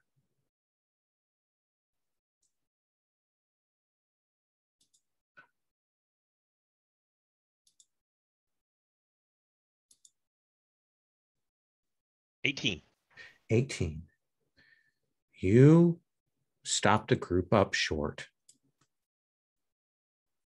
There's sort of the dust and debris and the burning, and there's like now ash everywhere. And you will hear movement up ahead. It's definitely a group moving through that. And when you kind of go to peek to see exactly what it is, you can see that it appears to be a group of demons.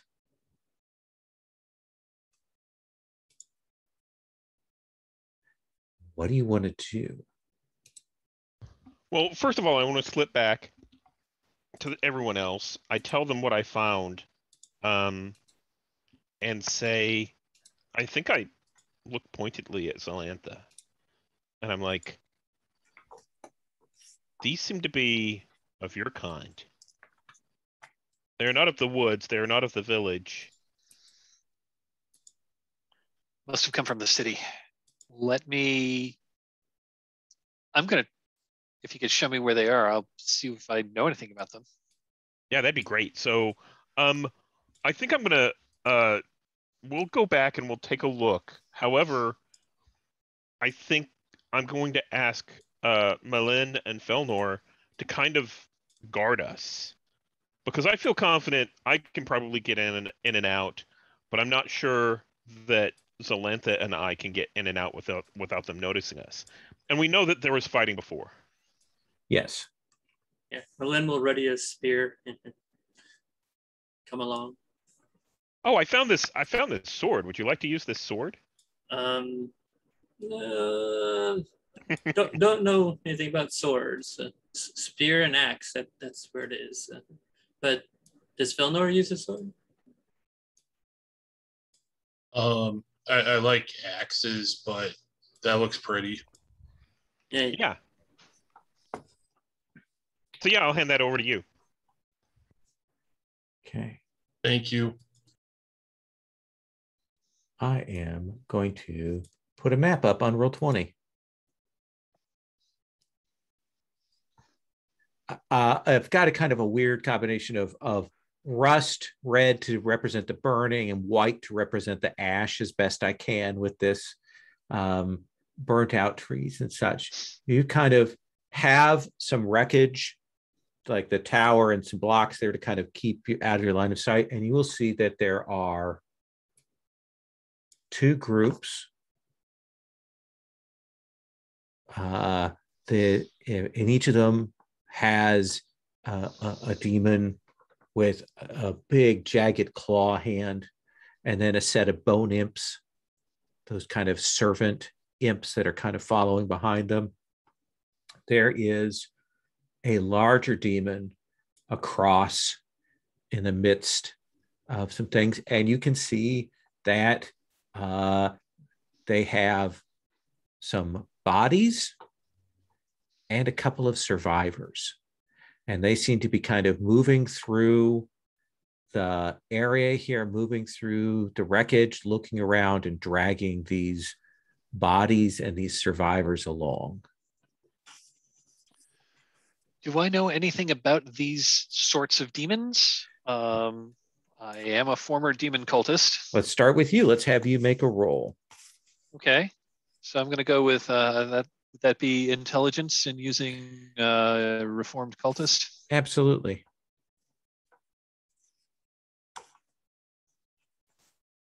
$13. Not a great roll. Would you like something better? Can I use my boon from the Diabolist to re-roll that? You can use your boon from the Diabolist to have it succeed.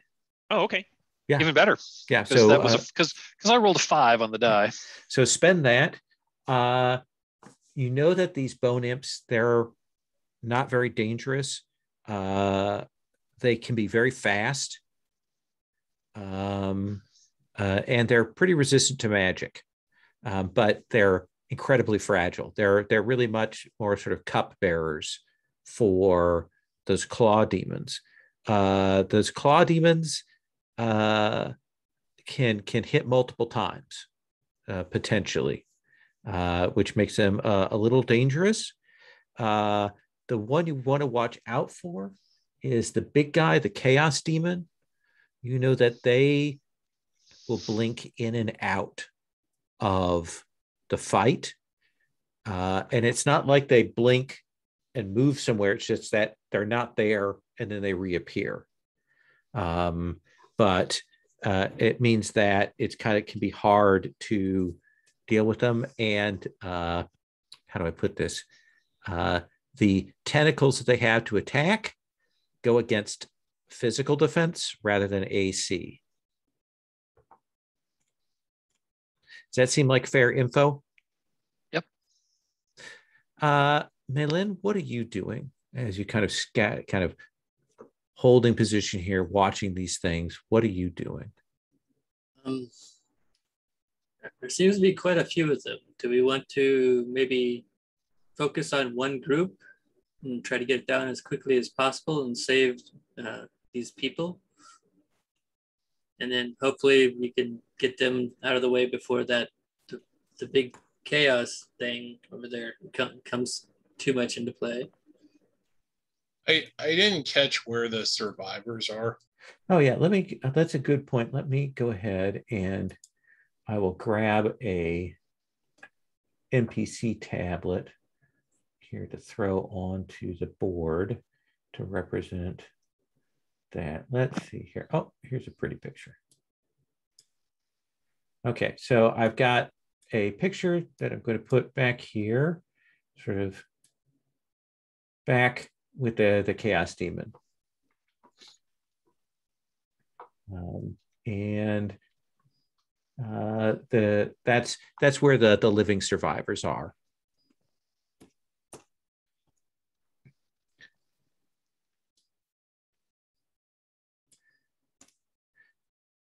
Adwin, what do you think?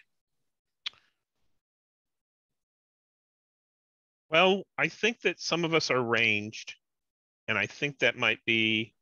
I think it might be good to go ranged with them. However, did we heal up whenever we rested? If we didn't, I need to take a potion. You need to. You can just spend a recovery. That's what I'm going to do. Yeah, and you can just roll your D8, so 2d8. Yeah. Okay. So I think you see me kind of spinning a recovery, kind of trying to clean up some of the wounds, get ready to go into gird myself for battle. Okay. Felnor? You are the fighter. I only rolled one D8 when I took my recovery. Oh, then you should roll another D8. Okay, sorry. No. That's an easy one to miss. Okay, so that's 6 more. Let's see. And yeah, please warn me if you get really low on hit points. Oh no, I said there's hit point tabs on the things. Okay, never mind. Yeah, I'm not sure. I want to go straight for the survivors, but yeah, the leader is there. Yeah, maybe we should just hit one of the two groups, maybe the group towards the bottom of the map first. And maybe everybody could do their range stuff first, and then I can charge in. That sounds like a plan. Works for me. Let me do this. I'm going to add some turns. Come on. Add turns. So everybody can roll initiative. I'm not seeing it pop up when I select my token.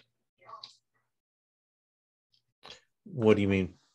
Oh, maybe that's not how it works in this one. Sorry. That's okay. So I've got the turn order track. You should be able to see it now. And you should be able to put your number in there. I'm going to leave the imps and demons as 0 for the moment. I'll have them roll after this surprise round.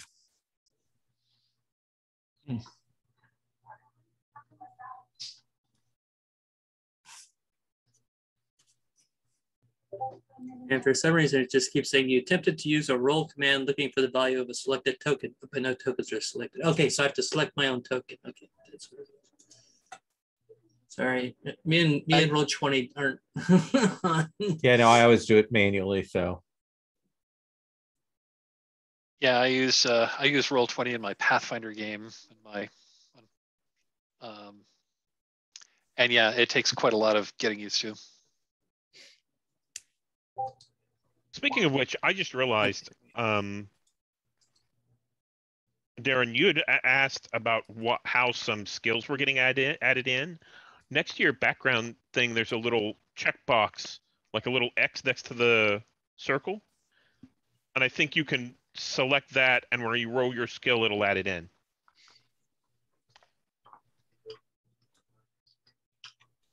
I can't seem to do that. Like, I try and turn the X off. Click on it. I think in order to turn it off, you have to click on an unused skill. Oh, okay. Yeah. So, top of the round, these things are moving along. You want to catch them before they get too close with your range stuff. So, Zelentha, what do you want to do?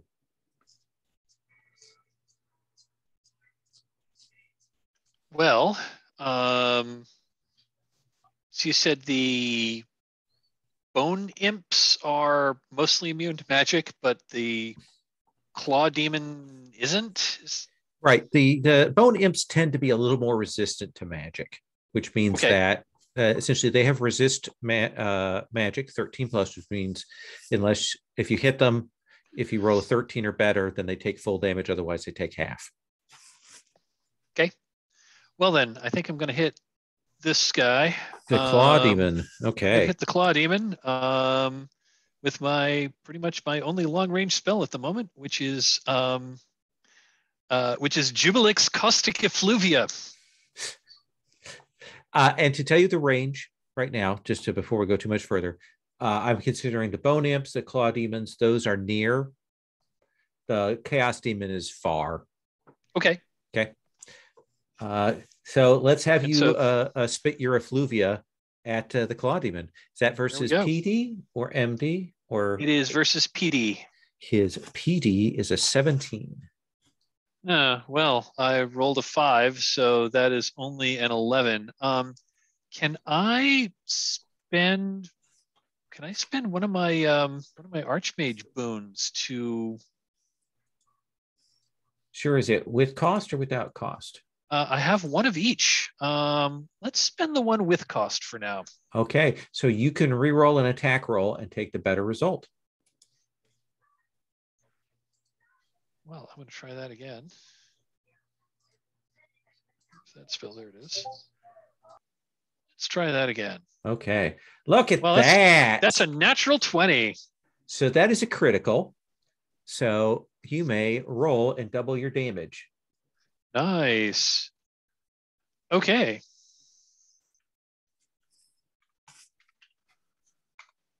That does 29 points of damage. Doubled is 58. What does that look like when you vaporize this claw demon with one shot? So, the way I envision this spell to visualize is a like a glowing circular like glowing circular runes like appear above his head. I'm kind of imagining like Doctor Strange from the movie. And that opens up into this like portal of blackness, and then just this sickly like greenish yellow like slime just pours down, and this is like really super duper caustic. It just like bubbles and burns away. The bone imps screech at the stench of this thing, and that claw demon is gone. Maylin. Alrighty. That was impressive. Very impressive. And Maylin moves forward to about right here. And I'm just going to be ready in action with my spear, waiting for them to come to us, because I don't really have anything ranged. I suck at shooting bows. Okay. And I'm an elf. Absolutely. Darren. I think I want to stick close to my friends. Some actually, these guys are near, right? These. Yep. Yeah, so I'm just going to chuck one of my throwing axes at them. Okay. So that is, their AC is an 18. Oops, did it go through? Not yet.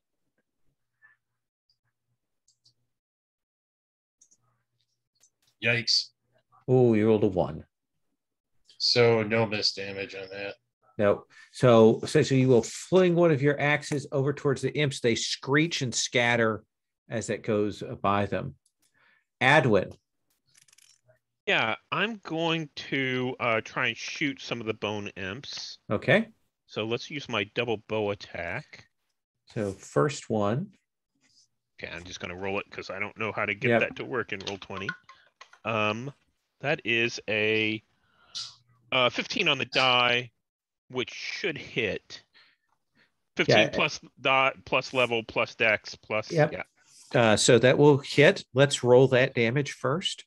Okay, and that damage is gonna be 2d6.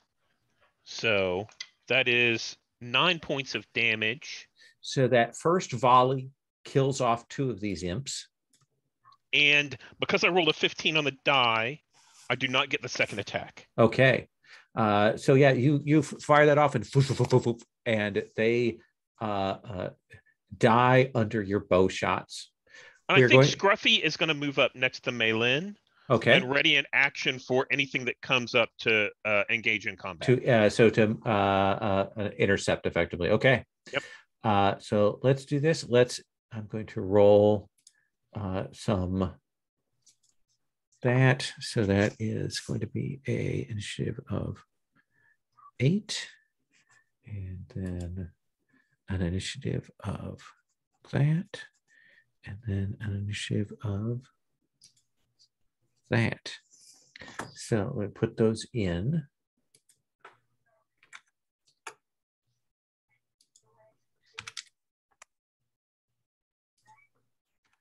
All right, escalation die is going to be a 1, and we are going to start there.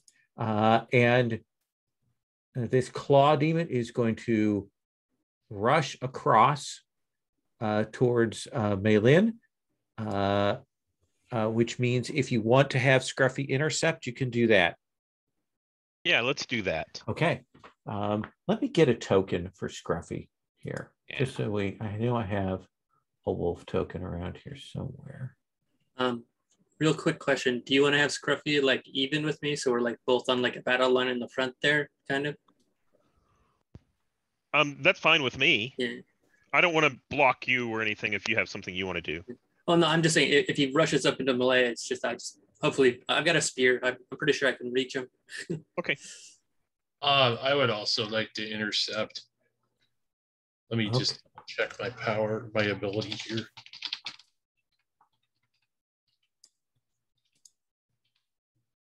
In that case, I'd rather defer to, Felnor. Okay. Yeah.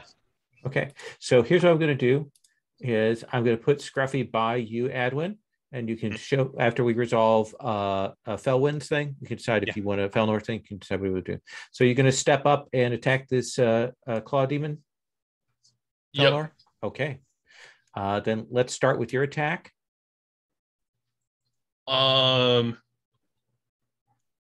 Oh, I don't get an attack. I just get to intercept, and it attacks me instead. That's right. I forget about that. I might get a counter attack, but let's see. So tell me, what is your armor class? Let's see here. Did I do this right? Oh God, no, that's not right. It says 13. So let me go back here. I'm sorry. That's okay. Let's see.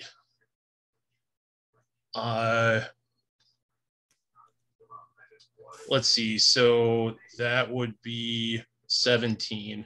17? Okay. Yep. So he is going to take 3 swacks at you. And plus 8. So I need 9s or better.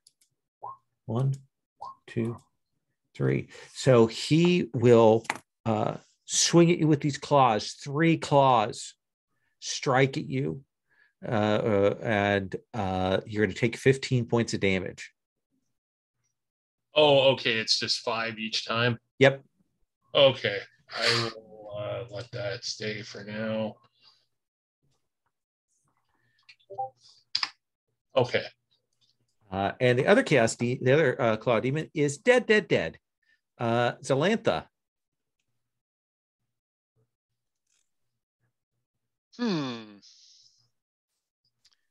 Well then, move over here so I get a little better shot, and I'm going to fire I'm going to cast a spell at this guy, and I'm going to hit him with the Boreal Beam of Cositus. Okay. PD is a 17. And I only rolled a 13.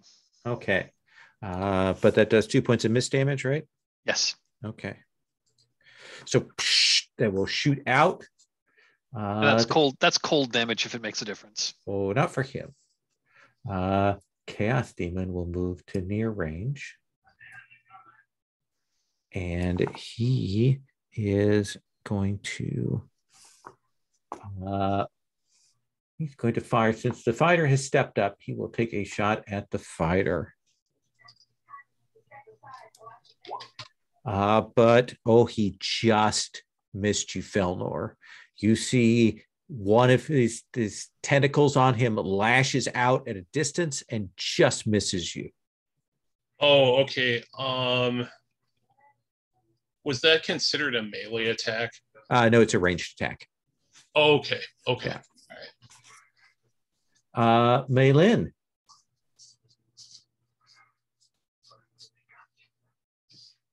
I'm gonna roll for my Elven Grace to start with. Escalation dies of 1. Don't forget, everybody, add +1 to all your attack rolls.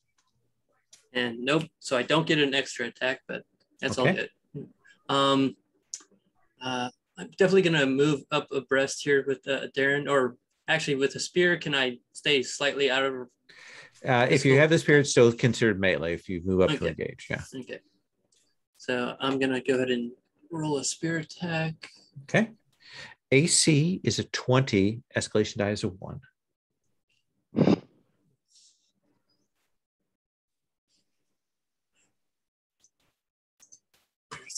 Okay, there it is. So melee basic attack.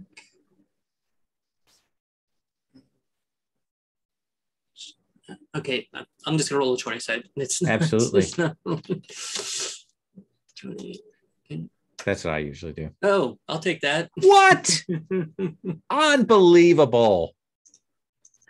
Okay, so it's going to be 2d8 plus 4. And does the escalation die go with damage as well? No, it only does the to hit. Okay. So 12 multiplied by 2, 24. 24. It is staggered from that shot. Like You slam it hard with that spear. Felnor. See, Maylin, surprisingly agile and strong for an old man, pins this demon. Okay, I am going to attack same demon. Okay. Escalation die is a 1.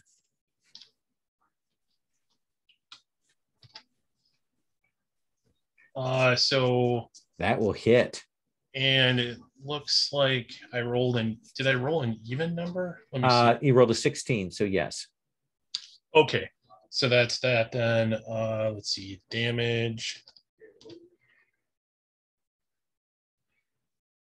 Oh, how do I roll my damage? It's already rolled it there.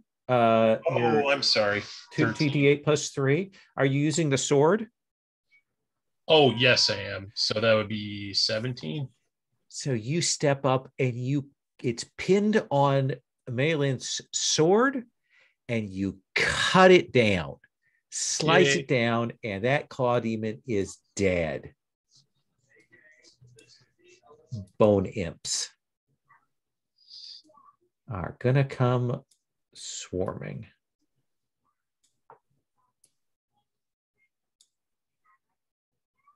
Let's see. I think we're going to do 2 and 2. So 2 bone imps on you, Felnor. Your AC is a 17, right? Yep. That will hit. And that will not. You will take 4 points of damage as they rush up. They are super fast. And they claw you with these little bone hands. Okay. Maylin, what is your AC? It is 15. That will miss. And that will miss. They try to claw at you, but you are like dynamite right now. Adwin and Scruffy. Awesome. So I'm going to take a shot at the bone imps. Okay. So let's see what that looks like. AC is an 18. Escalation die is a 1. I rolled an 11, and I think it's +8 to my attacks, so I think that's a 19. So I hit the bone imps, and let me roll damage real quick. That is 9 points of damage. You will, with that first volley, drop 2 of these bone imps. And because I rolled odd, I don't get a second attack. Okay. But Scruffy will move up just to the north of like here. Okay. I can't move the icon. I will move him. Thank you. And Scruffy will attack, and Scruffy's attack is +6. That's only a 15. So he will miss. I'm going to use my once per day and attack again. Okay. And see what that is. And it's worse. Okay. Yep. Claw demons are gone. I can actually remove them from the thing. Escalation die goes to a 2. You've cut down these numbers in a flash. Zelentha, this chaos demon, is still going. Now that it's moved up and engaged, it's probably going to blink after this round. Well, I've thrown my big ranged spell already. So I guess I will. Well, I'll just throw another one of my. I'll throw my utility range spell at it. So okay. I'm going to throw another boreal beam at it. All right. PD is a 17 for the chaos demon. And I rolled a 2. That will do miss damage. So ice kind of crackles across. Chaos demon. Well, you're in the thing. I assume if the chaos demon tries to move past, you're going to intercept Felnor. I don't. I can intercept if he's trying to go to someone else. He is. He's going to try to go past you to the wizard. Oh, okay. Yeah, I've got one more intercept for this fight, so I'll do it. Okay. So you will move up and engage, kind of get in his way, and he is going to try to hit you with this tentacle. What is your physical defense? Let me double check. Yep, that's 15. Okay, so this plus 9. And he will miss. Nice. He doesn't have any miss damage, so it swings past you with a whiff. Maylin. Actually, sorry, but I was going to do an interrupt action on that one, so I could throw a healing spell out on Darren, or at least start the regeneration before yeah, that you happened. can resolve that heal then. Yeah, so basically, if you want to, you spend 1 recovery, and you roll your normal recovery, but you only get half the hit points, and then next round we'll see if the regeneration keeps going and stuff. So you get that back to start with. So you get 2 on this round. Yeah, and then a free recovery next round. Oh, 2 recoveries? 2 points of HP back right now. Oh, I'm sorry. Okay, thank you. And we'll check it again on the next round. Maylin, your actual action. Okay, trying for my Elven Grace again. 2, yes. Which means I get 2 standard actions. All right. Okay. You are engaged in melee with the bone imps. Actually, yeah, I'm gonna just try and kill one of the bone imps. Okay. See if I can get this to work. AC 18.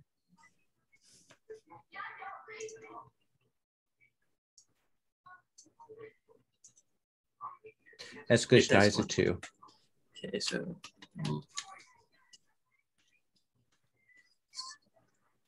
as with the escalation dice plus 8, and I rolled a 1. So that first shot will just do miss damage. Okay. Yes. And your second action?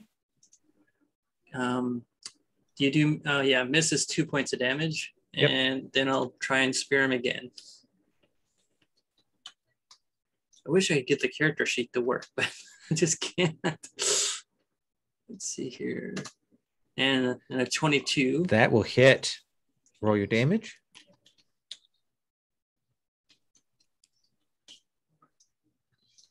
And 8 points of damage. 8 points of damage, which is enough to kill these last 2 bone imps. Felnor. Okay. Yeah, I will attack him. Okay. His AC is a 22. Escalation die is a 2.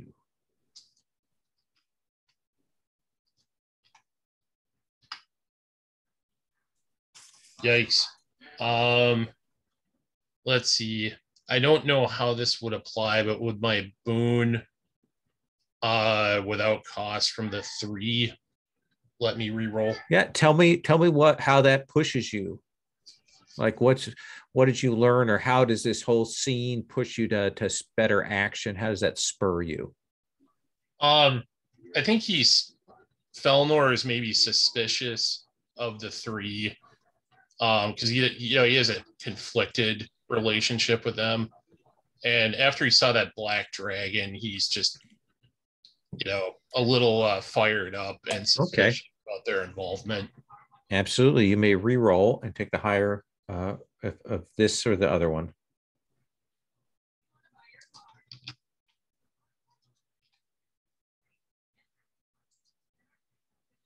Oh God. Okay. No. That's oh, you know what? I would like to take the second one because then I can carve an opening. Okay. My crit range goes up. Smart. Also, you get another half recovery that you don't have to spend for at the start of your turn. So you get a few more hit points back if you want to roll them. Yeah, regeneration is weird. But it can be good. Yeah. So I roll my recovery and divide by 2. Yep. So you get 4 points back. And then I get +4, so it's 12. So yep. And then next round we roll to see if it continues. Okay. Thank you. Bone imps are dead. Adwin and Scruffy. Great. So I'm going to shoot my bow at the big guy. Okay. And I rolled a nat 20.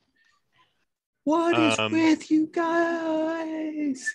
You are killing me. So I rolled 7 plus times 2 would be 14 points. Okay. And because that is even, I get to make a second attack. Second shot. That is only 17 plus the escalation die is going to be 19. So that will Not enough. miss. And then Scruffy will attack. And Scruffy, let's see, 16, 17, 18, 19. Not quite there. Not quite there. Yep. Top But if of you the don't next mind, please round. move Scruffy up. Yep. Escalation die is a 3, Zelentha. This thing is still up. It is angry, its tentacle whipping around. Oh. And because it's the only demon here, it can't blink. Okay, then. Well, it's time to pull out the big gun. I'm going to move to where I have a nice clean shot. Okay. And I am going to cast Hail of Energetic Radiance, which is Lightning Bolt. That is fair.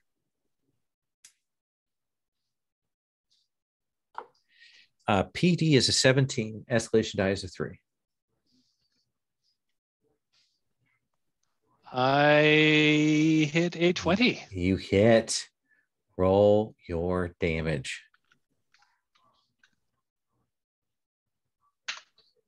That's 24 points of damage. 24. He is staggered.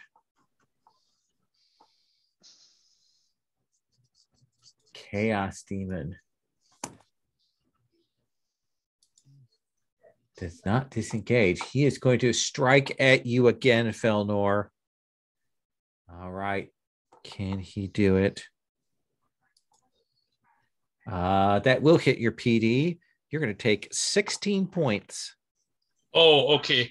I'm going to invoke my heavy armor ability and take 8 instead. Kind of get that in the way of that tentacle as it whips around to hit you.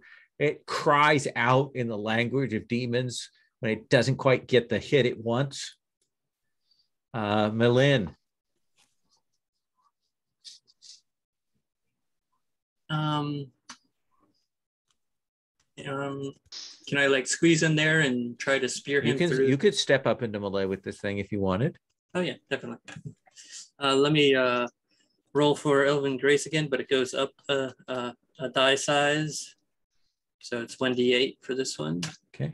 And 1. So I get 2 attacks. Your first attack, AC is 22. Escalation die is a 3. So it's a 9. And 21. So that'll just miss, but you'll do miss damage. Okay. That's, I think, 2. 2. 20. And no. But you will do miss damage again. Chip damage is whittling him down. Because I rolled a 1, I'm going to activate my resilience because it happens on a natural roll of 1 to 5 and it's per encounter. So it just gives me 5 temp hit points and some resists against AC attacks. Nice. We come back to Felnor. Tell me, what's the roll to see if that healing continues? He has to make a normal save, which is, I think, basically 11. Roll a d20. Felnor, if you roll an 11 or better, you'll get another round of the heal.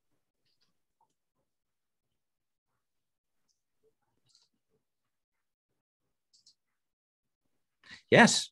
So you can roll your recovery again and take half of that result. Okay. So that's 12 again. Another 6 back. Nice. And it's your action, Felnor. Sorry. No, that's okay. I can't type. I do not have 310 hit points. Okay, there we go. All right. I will attack and let's see here. Oh wait, I have the sword. So yep. Oh God. That will miss. That was a bad roll. And I will carve an opening again. Increases that crit range. Oh, wait a minute. Did I roll a 4 though? Yeah, I did. So I will use my half elven ability to make that a 3. So I can Nice. fire an opening. Adwin and Scruffy. Okay, so let me roll for a ranged attack, and that is not gonna hit because the escalation die is a 3. Is a 3. Yeah, so that misses, but it is even. So let me roll it again. So that's a 17, 25. So it should hit. That'll hit. Let me roll damage. Damage is 11. And then, oh, and I forgot to tell you, on the miss, it does 2 points of miss damage. Oh, yeah, I've been calculating that. Yeah. Okay, good. And then Scruffy got an 18. You look to see what Scruffy's damage is. Scruffy's damage. Scruffy kills it. Ah. It has a hit point left. There is that moment when it's been battered by the chip damage and that, and another arrow goes into it, and Scruffy kind of knocks it to the ground, and this thing will, flicker for a bit, and then, as demons do, decay into mush and ichor.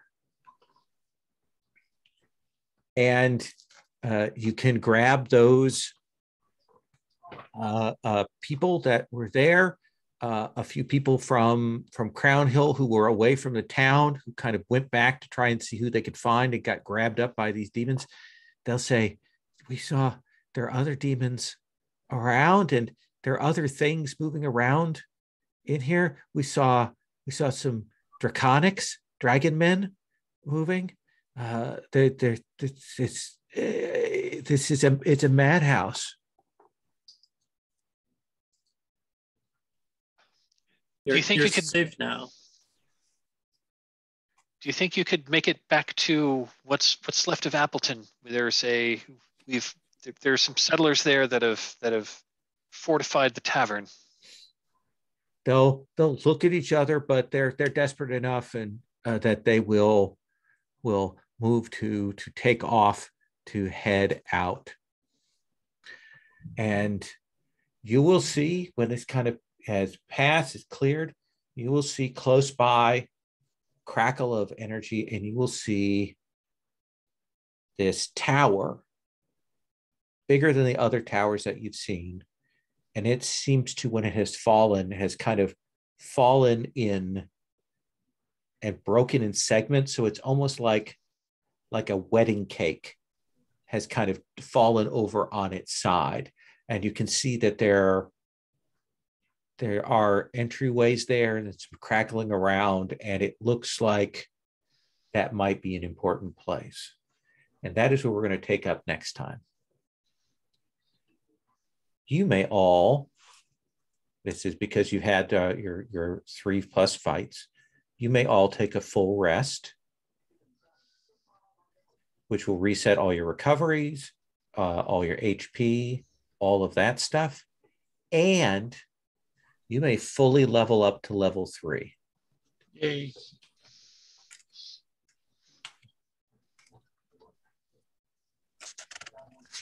Very cool. I wouldn't mind if people are okay. I know we took a long section on this without a break. If people wouldn't mind doing a quick stars and wishes. Stars, things you dug about other people's play, about the session, and wishes, particularly things you want to see next time. Stephen, can I start with you? Yeah. So I'll start with wishes because it just hit me. I'd love to see Scruffy get a token so I can move it around. And I noticed that you took Adwin's picture and just made a little token out of it. Uh-huh. Would it be possible just to take a little clip of Scruffy from that picture and drop it in? I will absolutely do that. And I can set the token so that anybody can control it, and you'll be able to move it around. Yeah, that'd be great. Okay. That's the only wish that I have. Do you want to do stars separately? No, we can do it as on this thing. So your star thoughts? So I loved whenever Zelentha critted on the first attack, That was so amazing just to vaporize that person. That was amazing. Yeah. This is what happened to me when I ran 13th Age and Roll20 for my home group. They critted repeatedly, and I had the worst dice. So it just makes me sad. But I'm glad that's a star for you. Yes. Well, I mean, it looked, in my mind, it looked great on screen. Yeah. And I hadn't seen our druid in action before, so it was amazing to see this old elf walk up and just literally kick butt. Mm-hmm. That was amazing. And I really enjoyed Fonor's reaction as we were going through the destroyed place with the dragon. It was like, oh, and its blood sounds like bacon. And, that was really great. Yeah. Nice. Melin, Harry? Stars all around. I think everybody did a great job. I think Mike with Zalantha, I think I liked when you took charge and showed leadership, getting all the people together. Felnor is always a joy to play. I mean, it's always good. And then Edwin, you did a great job of being our scout, making sure that we didn't die, and we had a couple good interactions there, I think, especially with Scruffy. Yeah. And Lowell, of course, it's all good. Okay. Demons and things falling from the sky. That works. Any wishes? Things you particularly want to see? I think the only wish I'm going to have is personally for me is I'm probably going to have to open the game up here and play around with the character sheet so I can get the thing to work. Yeah. It takes a while to get used to that. And I found, like with Roll20, if I get off on the wrong foot, I have the worst time with it. So Darren, Felnor?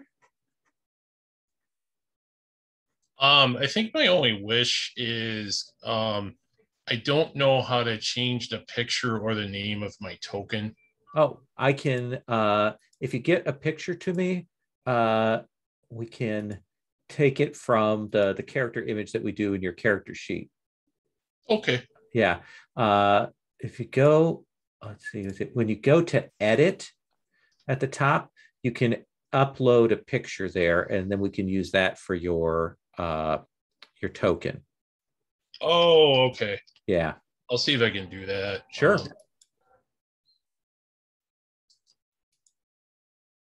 Where is edit? So when you go open up your character sheet, and at the very top, you see it says show to players, and then it says edit.